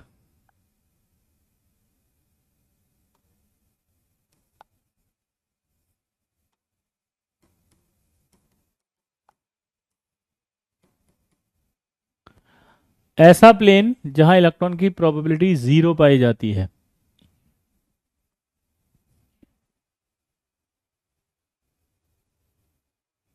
क्या बोला बताओ? Any imaginary plane which has zero electron probability. दोबारा बोलो।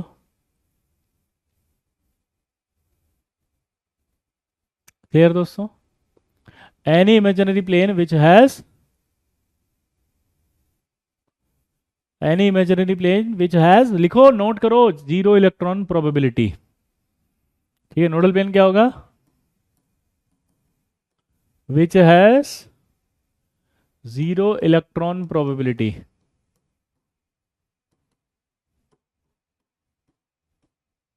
and must be passed through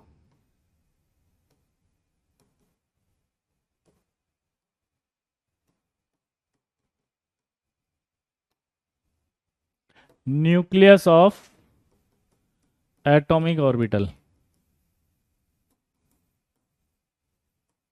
In case of molecular orbital,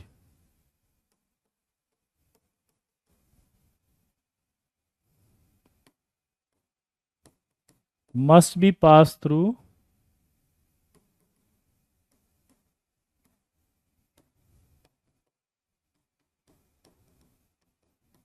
midpoint of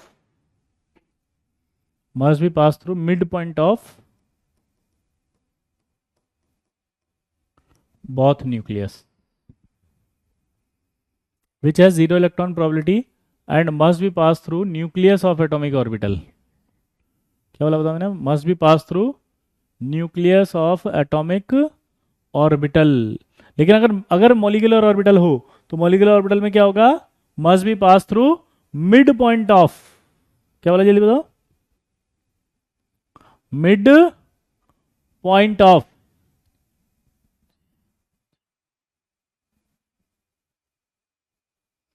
अब नोडल प्लेन आपको निकाल के बताना है, मुझे नहीं पता। यहां से चालू करते हैं। पहला, अगर मैं यहां पर बात करूं तो यहां देखो आप, क्या ये न्यूक्लियस यहां इलेक्ट्रॉन की प्रोबेबिलिटी होगी। अगर मैं बीच में से पास करूं न्यूक्लियस से तो वहां ऐसा कोई प्लेन है जहां इलेक्ट्रॉन नहीं है? देखो,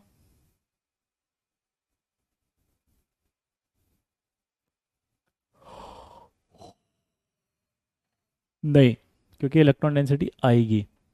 तो इसका मतलब यहाँ नोडल प्लेन क्या आएगा? जीरो। लेकिन इन दोनों का देखो ध्यान से, अगर इस न्यूक्लियस को देखो तो इनका मिड पॉइंट ये ग्रीन वाला है, और आप देखोगे मिड पॉइंट ग्रीन वाला है तो यहाँ से एक प्लेन पास हो जाएगा और इस पर नोडल प्लेन वन आएगा।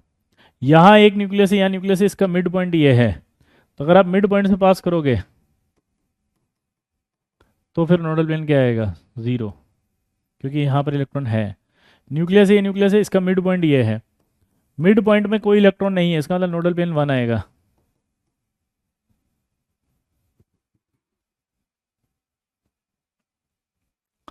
अगर मैं बात करूं यहाँ पर मिड पॉइंट, तो यहाँ से आप निकालोगे तो कुछ नहीं आएगा, तो नोडल प्लेन क्या आएगा? जीरो। लेकिन मिड पॉइंट यहाँ आएगा, तो यहाँ से अगर निकालोगे तो नोडल प्लेन क्या आएगा? यानी कि एक्सियल की अगर बात करूं, बोलो, अगर मैं एक्सियल की बात करता हूं तो एक्सियल में जीरो आ रहा है, बॉन्डिंग में और एंटी बॉन्डिंग में एक, तो इसका मतलब क्या हुआ? Zero one, zero one nodal plane आएगा। ठीक है, अभी विनायक कंक्लूड मत करो, साइडवेज बाकी है ना, साइडवेज बाकी है ना, अभी अभी जस्ट कंक्लूजन मत लाओ। ठीक है, क्लियर दोस्तों? अब इनमें तो समझ में आ गया, अब साइडवेज में चलते हैं। साइडवेज का मिड पॉइंट बताओ कहाँ है?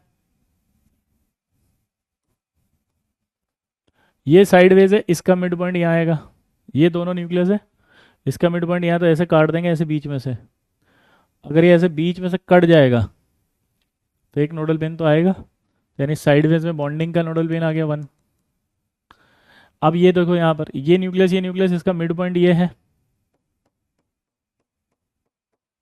और एक इसका भी ये है।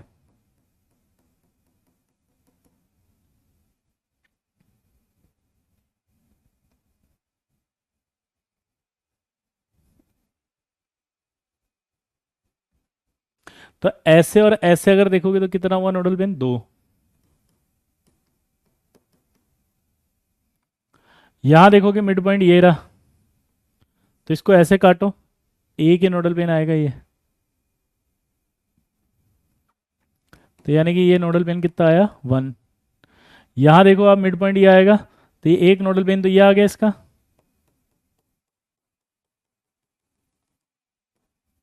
और एक नोडल प्लेन ये आ गया इसका, सॉरी दो नोडल प्लेन।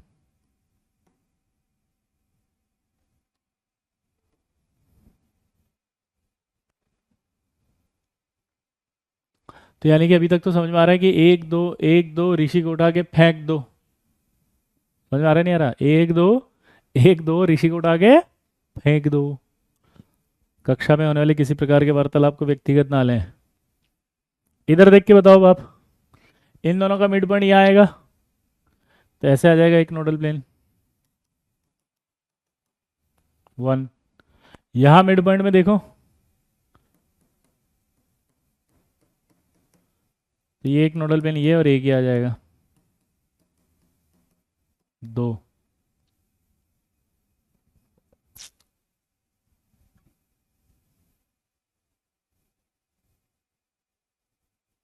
क्लियर?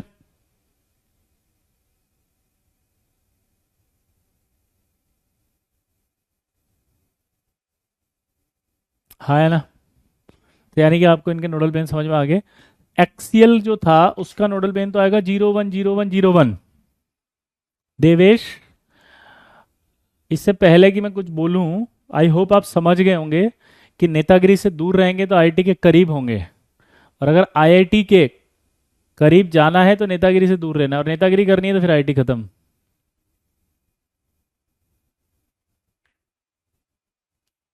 समझ गए देवेश? हाँ क्लियर, चलो क्लियर सबको।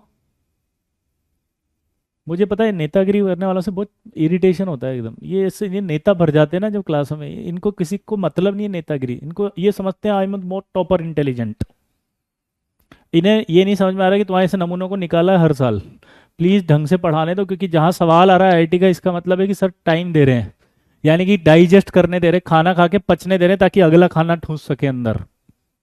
इन्हें लगता है यस साला निपटा दो, निपट ही जाओगे निपटाऊंगा तो। क्या बोला मैंने? हाँ निपट जाओगे, डाइजेस्ट होने दो इसको जो भी बताया, ठीक है? क्योंकि सवाल सही करना इंपॉर्टेंट पार्ट है हमारा, आप समझो। मैं कर रहा हूँ ना बात यार, तुम देवेश से ऐसे बात नहीं कर सकते, तुम बताओ वो सीईओ है, आने वाले गूगल कंपनी का नेक्स्ट सीईओ बन सकता है वो। हाय देवेश, हाउ आर यू, कैसे हो बेटा? देवेश बेटा, कक्षा में होने वाले किसी भी प्रकार के वार्तालाप को कृपया व्यक्तिगत ना लें। समझ रहे हो? यह मात्र एक मनोरंजन का साधन है, इससे किसी भी जीवित और मृत व्यक्ति की भावनाओं को अगर आहत पहुंचता है तो इससे चैनल उत्तरदायी नहीं है। आगे बढ़े। अब मजेदार बात आने वाली है, देखो क्या, कि अगर nodal plane, if nodal plane is in even number,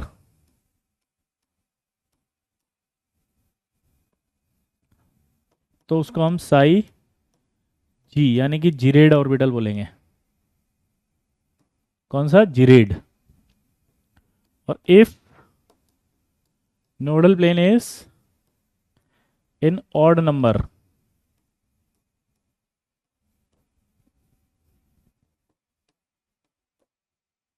तो उसे साई अनजिरेड बोलेंगे।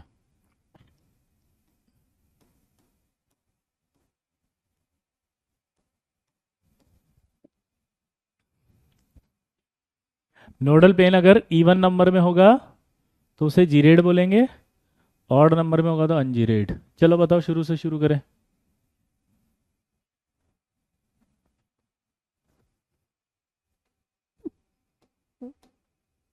चलो जीरेड बताओ, इसमें कौन है? इवन नंबर वाला क्या होगा? जीरेड। ऑड नंबर वाला क्या होगा? अनजीरेड। जीरो जीरेड हो गया तो जीरेड आएगा जी। यहां देखो एंटी बॉन्डिंग अनजीरेड, बॉन्डिंग है तो जीरेड, एंटी बॉन्डिंग है तो अनजीरेड।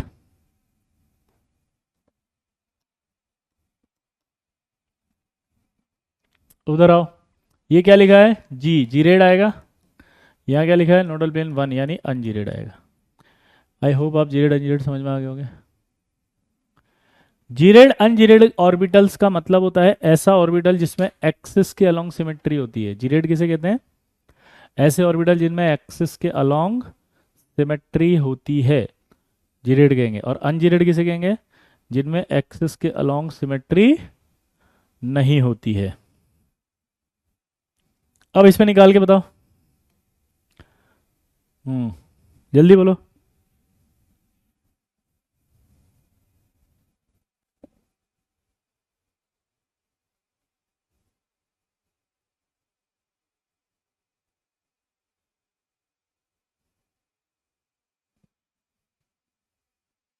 यहां देखेंगे तो क्या आएगा?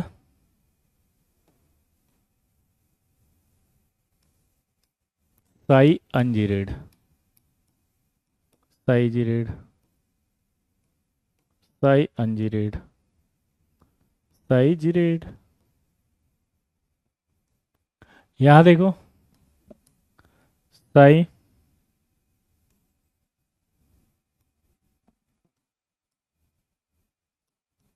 Ungeared, Sai geared, Sai ungeared है। ये क्या हुआ? हाँ सॉरी, देखो उधर साई अनजीरेड, साई जीरेड, बस। ये वाला तो अलग से लिख दिया अपन ने। आई होप आपको साई जीरेड अनजीरेड समझ में आ गया होगा। हम्म।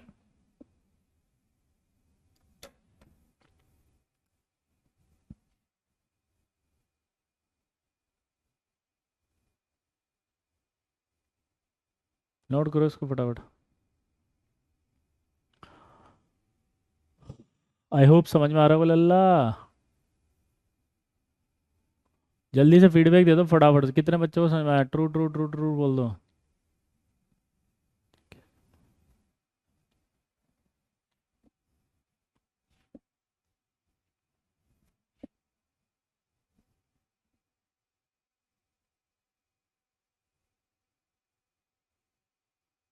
अब एक और चीज़ है, जब ऑर्गेनिक में आपको सेंटर ऑफ सिमेट्री पढ़ा दें सर, तो जीरेड का मतलब ऐसा होगा जिसमें सेंटर ऑफ सिमेट्री पाई जाएगी। तो सेंटर ऑफ सिमेट्री को बोल रहे हैं हम, जिसमें कह रहे हैं ना एक्सिस के अलोंग सिमेट्री, तो सेंटर ऑफ सिमेट्री है वो। तो सेंटर ऑफ सिमेट्री अगर होगी तो वो जीरेड, और सेंटर ऑफ सिमेट्री नहीं होगी तो वो अनजीरेड। क्लियर? अब आप सेंटर ऑफ सिमेट्री लगाओ, जिसको भी आता है सेंटर ऑफ सिमेट्री लगा के बताओ इसके अंदर, और आप ये देखो कि ये हमने जो लिखा वो सही है कि गलत है। यहाँ पे देख के बताओ, सेंटर ऑफ सिमेट्री में सही आ रहा है या गलत आ रहा है। यहाँ देखो सेंटर ऑफ सिमेट्री आ रही है। मैं नहीं पढ़ाऊंगा, इसलिए मेरे से एक्सपेक्टेशन मत रखना कि समझा दो, मैं नहीं समझाऊंगा, आप तो सिर्फ अप्लाई करो। यहाँ सेंटर ऑफ सिमेट्री आ रही है इसलिए जीरेड है, यहाँ सेंटर ऑफ सिमेट्री नहीं आ रही इसलिए अनजीरेड है, क्योंकि दो साइन हो गए तो वैसे ही सेंटर ऑफ सिमेट्री नहीं होगी। लेकिन इस तीसरे में अप्लाई करके देखो अब। हम्म।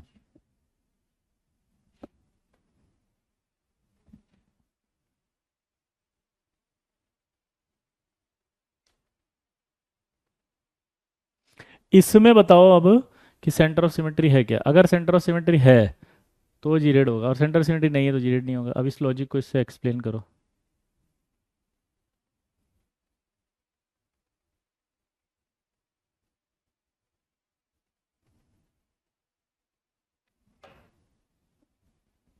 इसमें गड़बड़ आ रही है।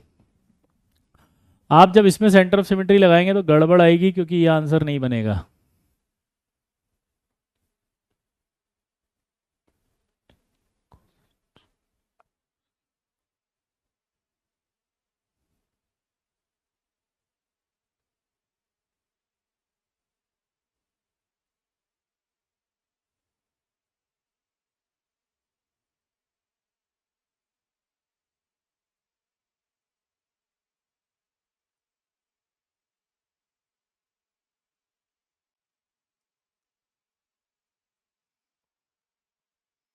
ये लफड़ा पता है क्यों है? अब मैं लॉजिक देता हूँ, ध्यान सुनना।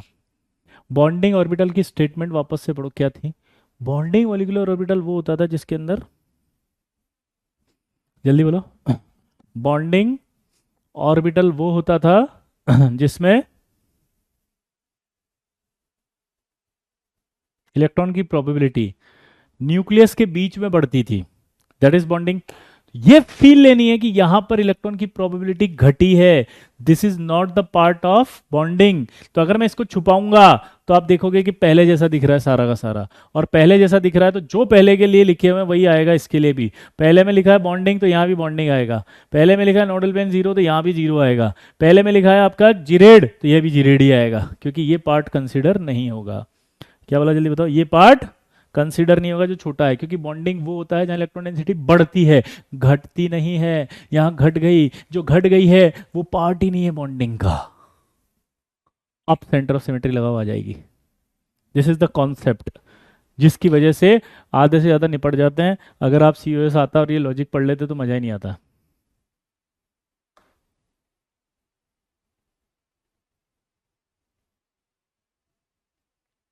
Feel I? अरे फील आई तो लिख दो यार, कम से कम इतनी अच्छी चीज बताइए, दुनिया में कोई नहीं बताएगा है। हाँ, इसीलिए कहते हैं जैसे ही आप हाई लेवल पे जाते हो, अच्छे लेवल बच्चे, और आप ऑर्गेनिक इसमें लगाना शुरू करते हो तो जब पिल जाते हैं आधे, और फिर कहते हैं रट लो, पिल जाएंगे। अरे निपट, आप बोलते ही निपट जाएंगे वो कि सब गलत है, क्योंकि उन्हें पता ही नहीं क्या है, फैल जाएंगे एकदम।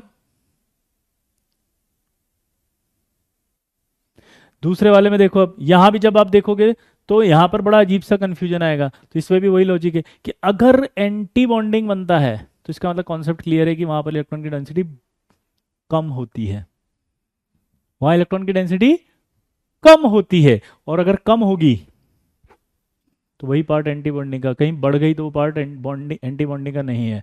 यहाँ इसको देखो बढ़ गई, तो इसको अगर मैं छुपा लूँ तो आप देख के बताओ, छुपाते ही सारे साइन जो है वो सेकंड वाले की तरह है कि नहीं है। यहाँ देखोगे तो प्लस साइन है, ये प्लस साइन, यहाँ अंदर वाले में देखो ये नेगेटिव साइन है, वहाँ भी नेगेटिव साइन है। तो इसका मतलब जो सेकंड वाले के लिए आएगा वो फोर्थ के लिए भी आएगा। आप देख सकते हो फोर्थ के लिए क्या आया, फोर्थ के लिए जो आया वो ध्यान से देखो क्या था, सेकंड वाला, nodal plane one, nodal plane one, anti bonding, psi u खत्म।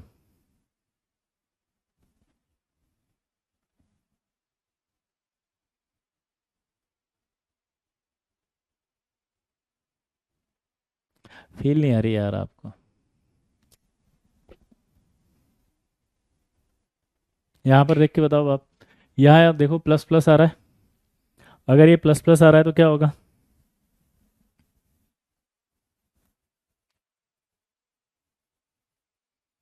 सेम फेज होगा कंस्ट्रक्टिव इंटरफेरेंस से। तो इसका मतलब इन दोनों को काउंट नहीं करेंगे, क्योंकि ये बॉन्डिंग का पार्ट नहीं है, जहाँ जहाँ कम हो गए वो बॉन्डिंग का पार्ट नहीं है। दोबारा से बोलो, जहाँ कम हो गए वो बॉन्डिंग का पार्ट नहीं है।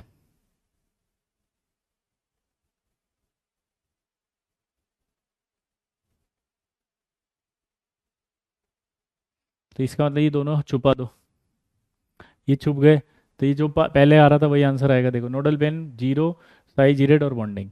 दूसरे में आओ, यहाँ रिपल्सन है, रिपल्सन होगा तो एंटी बॉन्डिंग होगा, तो ये छोटा है, ये छोटा है, ये अगर छोटे हो गए तो क्या हुआ, ये अगर छोटे हैं तो क्या हुआ,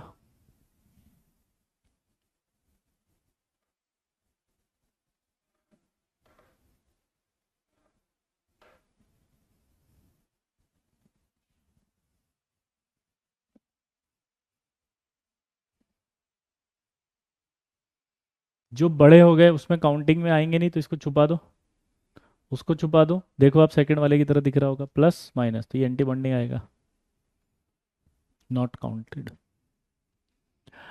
फील आएगी नहीं आई ये बताओ ईमानदारी से अब। तो आज के बाद आपको कोई भी बोले जीरेड एंड जीरेड, उसकी फील ले सकते हो आप। सिमेट्री कौन सी देखनी, सेंटर ऑफ सिमेट्री कैसे देखनी है वो समझ में आ गया। एक्सेलेंट, इजी गोइंग, क्लियरिटी से आ गया, हाँ या ना। अब तीसरा एक और होता है नॉन बॉन्डिंग।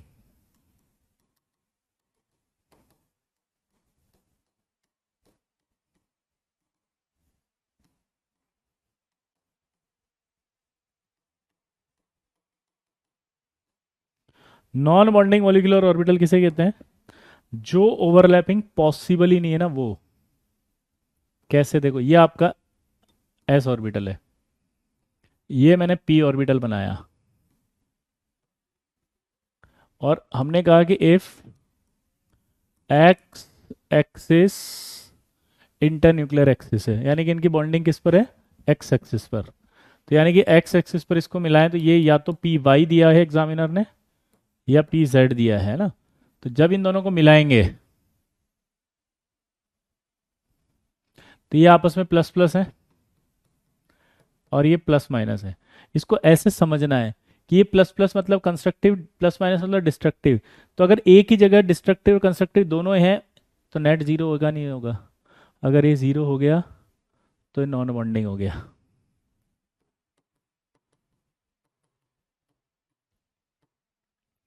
अगर ये जीरो हो गया तो क्या हो गया, ये नॉन बॉन्डिंग हो गया। तो अगर इसी तरह का एक सवाल वापस आ जाए कि ये पी एक्स है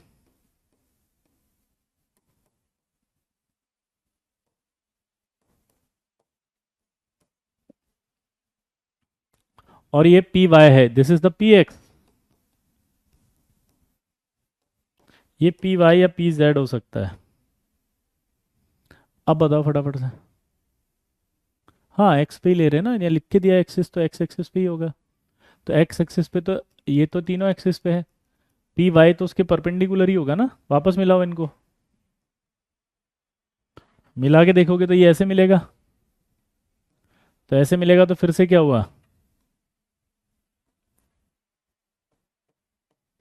प्लस प्लस और प्लस माइनस।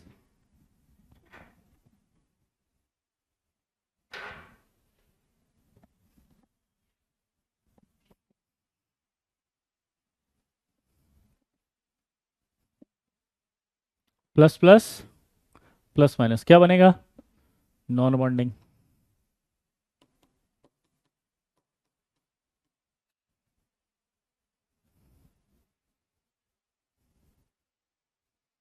अगला देखो, अब चेंज करते हैं कि इफ z इज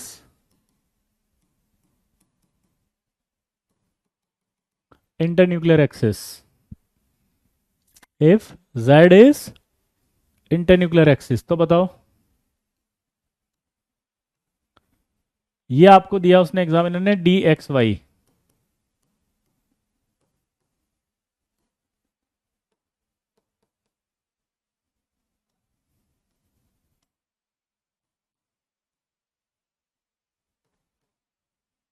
और ये आपका एस ऑर्बिटल है।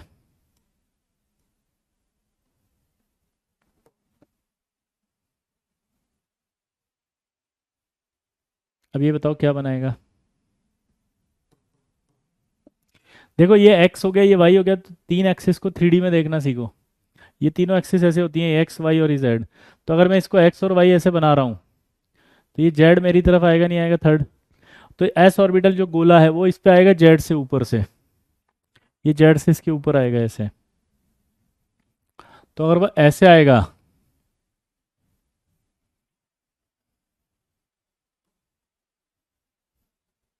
तो ये ऐसे होगा।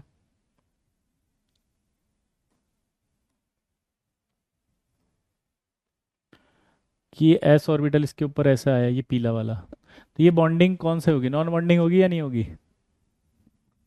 This is called non bonding. समझ रहे हैं आप शायद। आई होप आपको नॉन बॉन्डिंग समझ में आ रही होगी, नोड वाली कंसिडर नहीं करते हैं। हाँ बेटा अविरल, अब यहीं पर एक सवाल दिया एग्जामिनर ने, करके बताएंगे। क्वेश्चन है कि इफ, पहले तो क्वेश्चन है ट्रू फॉल्स वाला, वो बोल रहा है कि if z is internuclear axis then dx square minus Y square and dxy form non bonding molecular orbital. ठीक है। दूसरा क्वेश्चन दिया कि if z is internuclear axis then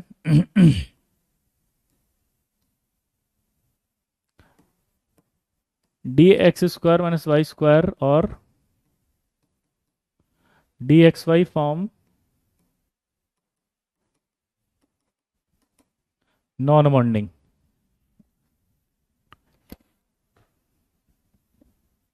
अब मुझे बताओ इस स्टेटमेंट में ट्रू और फॉल्स, ट्रू और फॉल्स, चलो।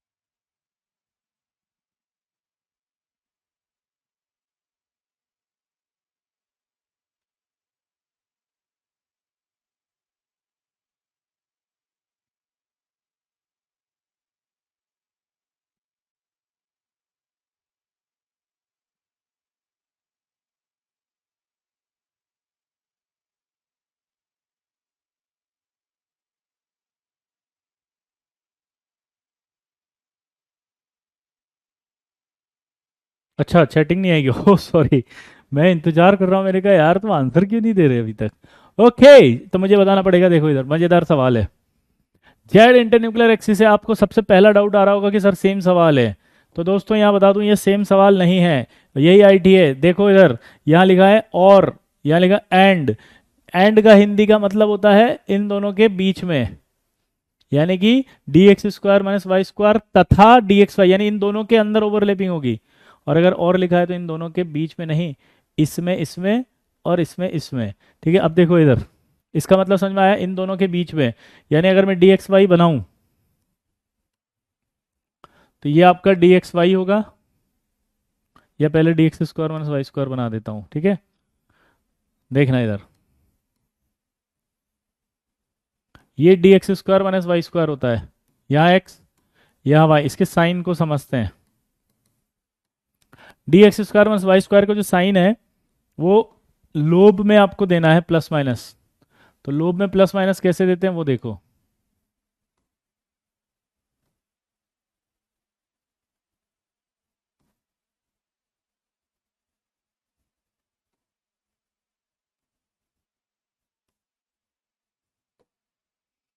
अगर आप ये लोब को देखो तो एक्स एक्सिस पर है, ये वाली लोब एक्स एक्सिस पर है, तो यहाँ एक्स पुट करो तो एक्स की वैल्यू पॉजिटिव आएगी, पॉजिटिव का स्क्वायर करोगे तो पॉजिटिव।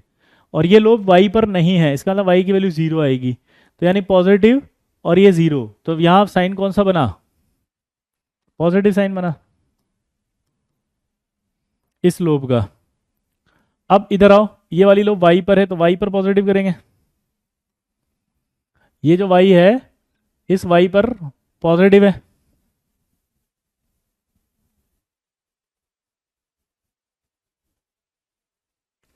ये जो वाई दिख रहा है ये वाई पर क्या है, यहाँ रखोगे तो पॉजिटिव, पॉजिटिव का स्क्वायर करोगे तो पॉजिटिव, लेकिन माइनस से मल्टीप्लाई होते माइनस हो जाएगा, तो ये माइनस हो गया।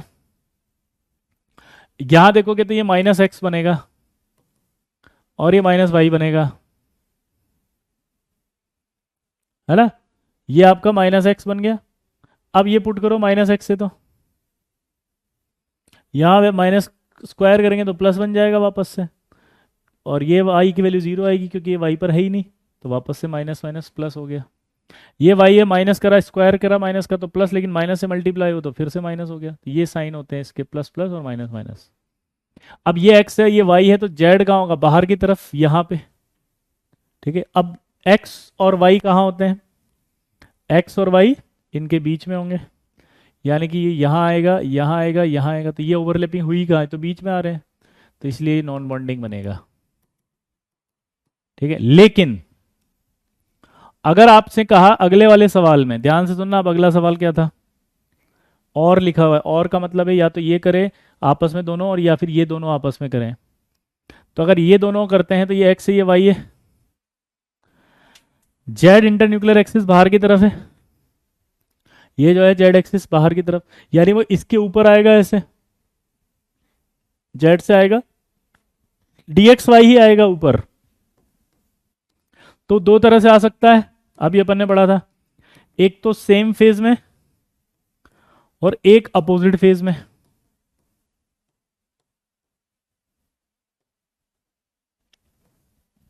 एक तो सेम फेज में और एक अपोजिट फेज में।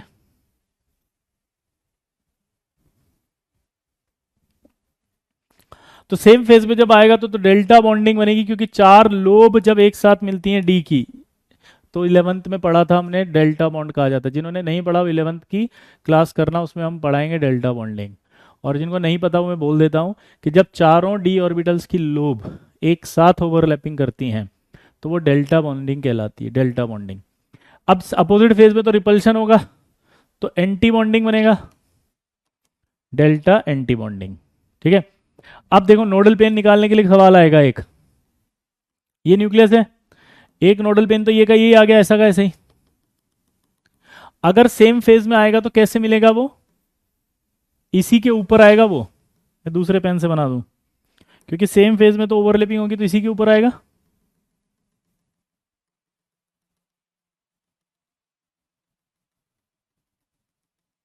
ये सेम फेज में आएगा तो इसी के ऊपर आया, तो नोडल पेन दो ही होंगे, एक ये वाला एक ये वाला। यहां जब देखोगे आप तो ये इसके ऊपर आएगा तो धक्का पड़ेगा, उसको धक्का पड़ेगा तो यहाँ पे आपके बीच में एक नोडल पेन तीसरा आएगा, ये एक नोडल पेन ये बनेगा, एक ये बनेगा, और रिपल्शन होगा तो धक्का पड़ते तीसरा बीच में से निकलेगा ये। तो एंटी बॉन्डिंग में नोडल पेन जो होंगे वो तीन होंगे। ठीक है, एंटी बॉन्डिंग में जो नोडल पेन होंगे वो तीन होंगे। ठीक है, चलिए भाई दोस्तों, आई होप आपको bonding, anti bonding, non bonding समझ में आ गया। बहुत अच्छा सवाल है, जी एडवांस में आते हैं ये दोनों सवाल। अगली क्लास में हम पढ़ेंगे energy level diagram of O2 molecule. ठीक है, बाय।